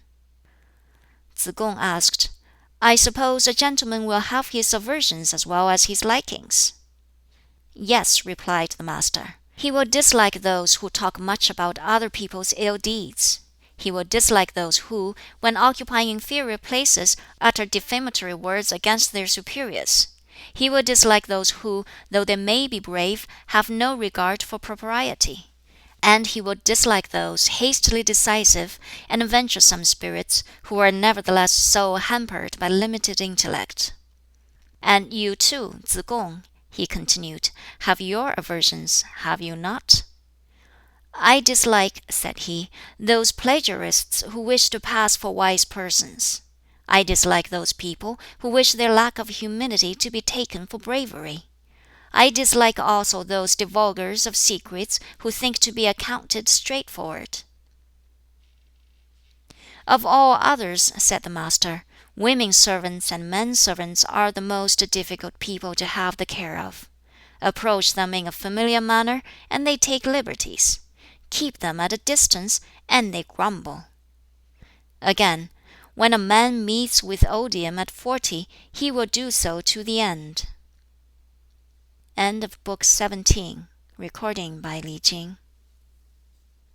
Book 18 of the Analects of Confucius. Translated by William Jennings. Good men in seclusion. Duke of Chow to his son. In the reign of the last king of the Yin dynasty, Confucius said, there were 3 men of philanthropic spirit: the Viscount of Wei, who withdrew from him; the Viscount of Chi, who became his bondsman; and Bi Gan, who reproved him and suffered death. Hui of Liu Xia, who filled the office of chief criminal judge, was thrice dismissed. A person remarked to him, "Can you not yet bear to withdraw?" He replied, "If I act in a straightforward way in serving men, whither in these days should I go, where I should not be thrice dismissed?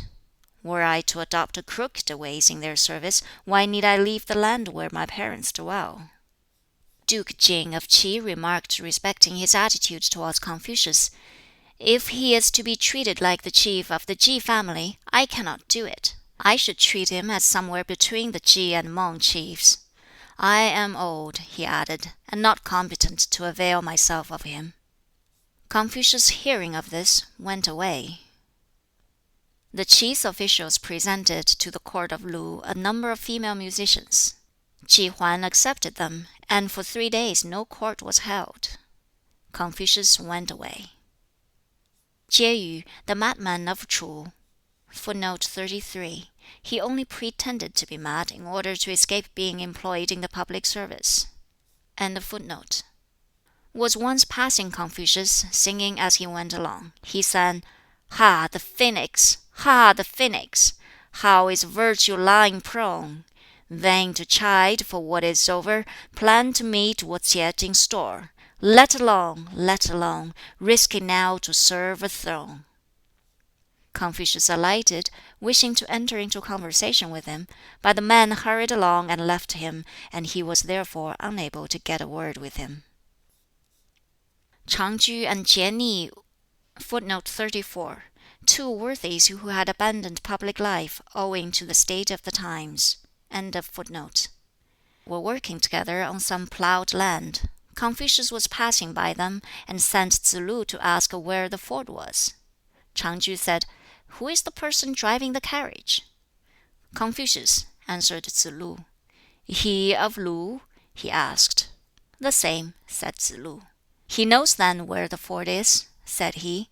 Tsz-lu then put his question to Jie-ni, and the latter asked, "Who are you?" Tsz-lu gave his name. "You are a follower of Confucius of Lu, are you not?" "You are right," he answered. "Ah, as these waters rise and overflow their bounds," said he, "'tis so with all throughout the empire. And who is he that can alter the state of things? And you are a follower of a learned man who withdraws from his chief, had you not better be a follower of such as have forsaken the world?" And he went on with his harrowing without stopping. Tsz-lu went and informed his master of all this. He was deeply touched, and said, "One cannot herd on equal terms with beasts and birds. If I am not to live among these human folk, then with whom else should I live? Only when the empire is well ordered shall I cease to take part in the work of reformation." Tsz-lu was following the master, but had dropped behind on the way, when he encountered an old man with a wheat basket slung on a staff over his shoulder. Tsz-lu inquired of him, "Have you seen my master, sir?" Said the old man, "Who is your master? You who never employ your four limbs in laborious work, you who do not know one from another of the 5 sorts of grain."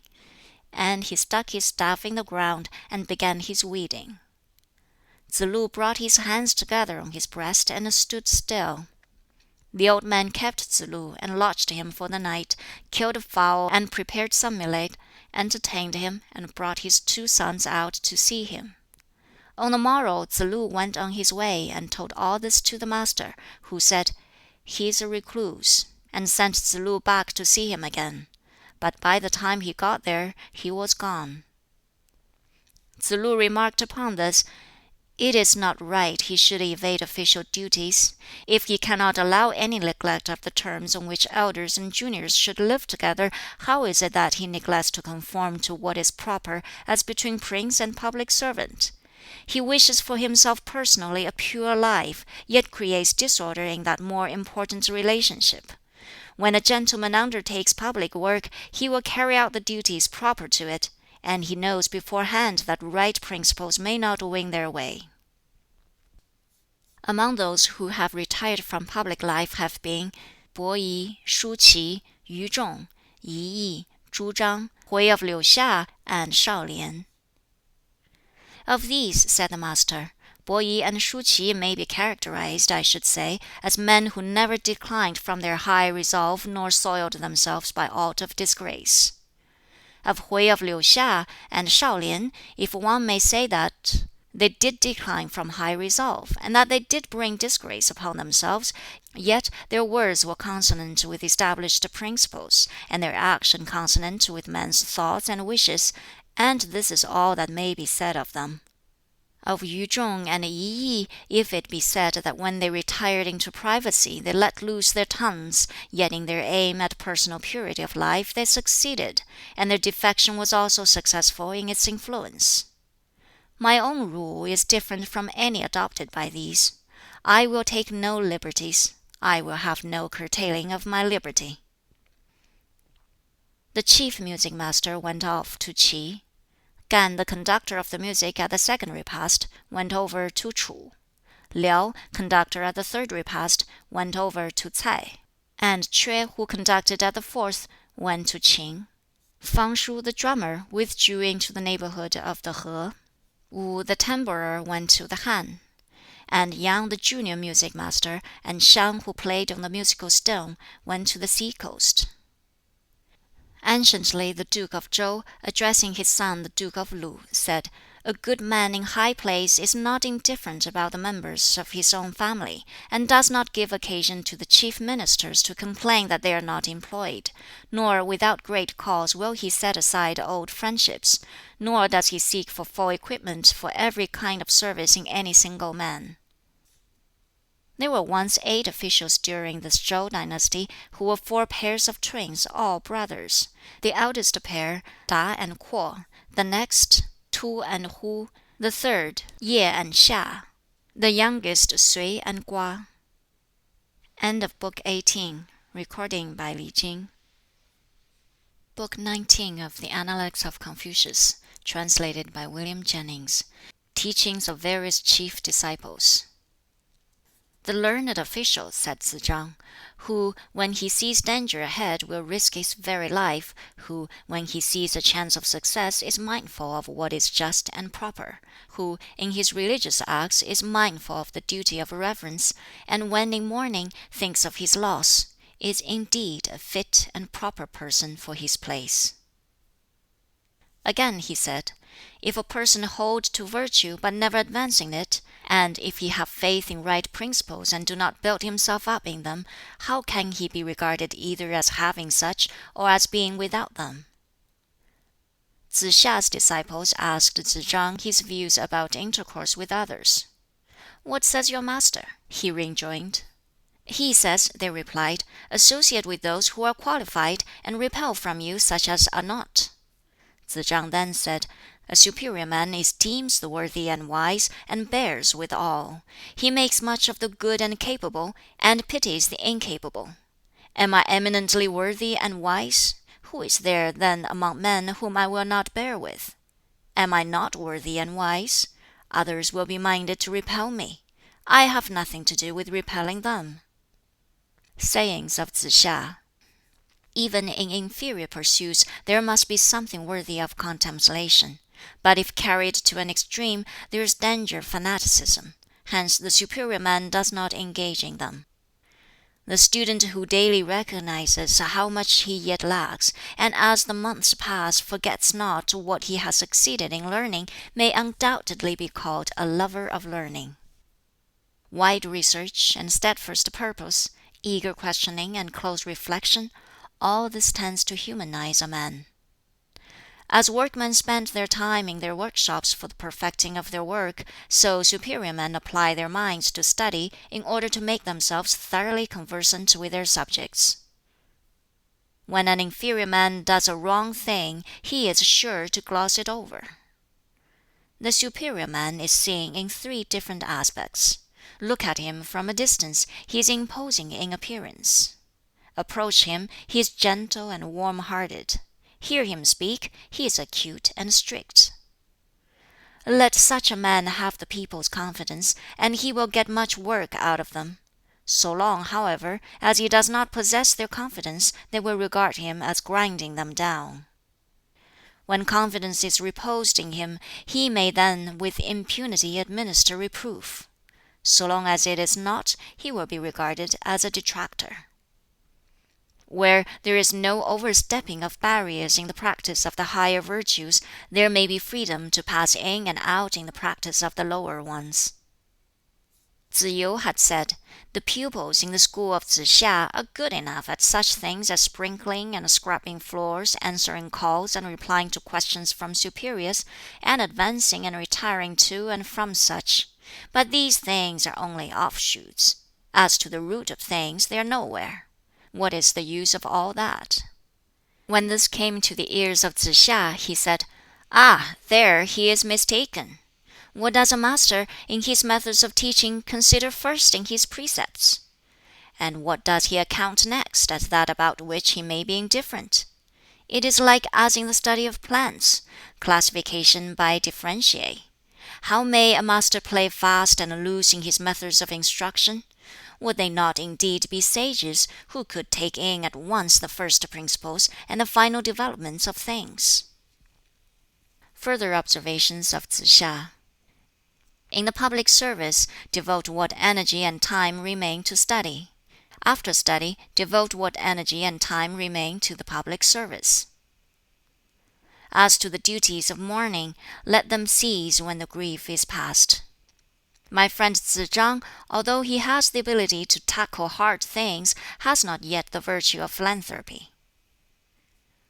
The learned Tsang observed, how loftily Tsz chang bears himself. Difficult indeed along with him to practice philanthropy.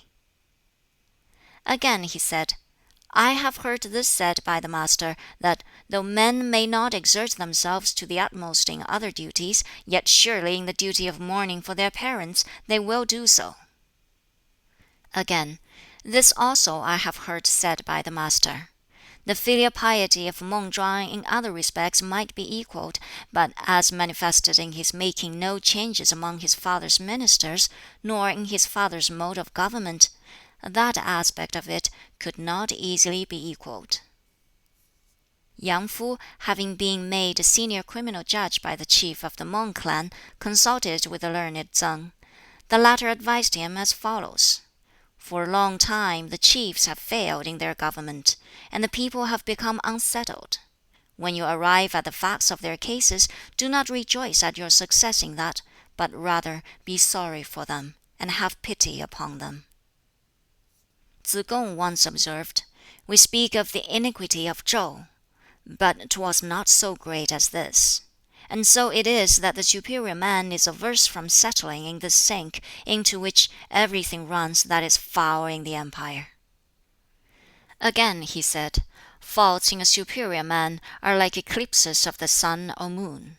When he is guilty of a trespass, men all see it; and when he is himself again, all look up to him." Kung sun Zhao of Wei inquired of Tsz kung how Confucius acquired his learning. Tsz kung replied, "The teachings of Wan and Wu have not yet fallen to the ground. They exist in men. Worthy and wise men have the more important of these stored up in their minds, and others, who are not such, store up the less important of them. And as no one is thus without the teachings of Wan and Wu, how should our Master not have learned? And moreover, what permanent preceptor could he have?" Shu sun Wu shu, addressing the high officials at the court, remarked that Tsz kung was a greater worthy than Confucius. Tsz fu Jing po went and informed Tsz kung of this remark. Tsz kung said, "Take by way of comparison the walls outside our houses. My wall is shoulder high, and you may look over it, and see what the house and its contents are worth. My master's wall is tens of feet high, and unless you should effect an entrance by the door, you would fail to behold the beauty of the ancestral hall and the rich array of all its officers. And they who effect an entrance by the door, methinks, are few. Was it not, however, just like him, that remark of the chief?" Shu sun Wu shu had been casting a slur on the character of Confucius. "No use doing that," said Tsz kung. "He is irreproachable. The wisdom and worth of other men are little hills and mounds of earth, traversable. He is the sun, or the moon, impossible to reach and pass. And what harm, I ask, can a man do to the sun or the moon by wishing to intercept himself from either? It all shows that he knows not how to gauge capacity." Tsz k'in, addressing Tsz kung, said, "You depreciate yourself. Confucius is surely not a greater worthy than yourself." Tsz kung replied, "In the use of words one ought never to be incautious, because a gentleman for one single utterance of his is apt to be considered a wise man, and for a single utterance may be accounted unwise. No more might one think of attaining to the Master's perfections than think of going upstairs to heaven. Were it ever his fortune to be at the head of the government of a country, then that which is spoken of as establishing the country would be establishment indeed. He would be its guide and it would follow him, he would tranquilize it and it would render its willing homage, he would give forward impulses to it to which it would harmoniously respond. In his life he would be its glory, at his death there would be great lamentation. How indeed could such as he be equaled?" End of Book 19. Recording by Li Jing. Book 20 of the Analects of Confucius, translated by William Jennings. Extracts from the Book of History. The Emperor Yao said to Shun, "Ah, upon you, upon your person, lies the heaven-appointed order of succession. Faithfully hold to it, without any deflection, for if within the 4 seas necessity and want befall the people, your own revenue will forever come to an end." Shun also used the same language in handing down the appointment to Yu. The Emperor Tang in his prayer said, I, the child Lü, presume to avail me of an ox of dusky hue, and presume to manifestly announce to thee, O God, the most high and sovereign potentate, that to the transgressor I dare not grant forgiveness, nor yet keep in abeyance thy ministers. Judgment rests in thine heart, O God.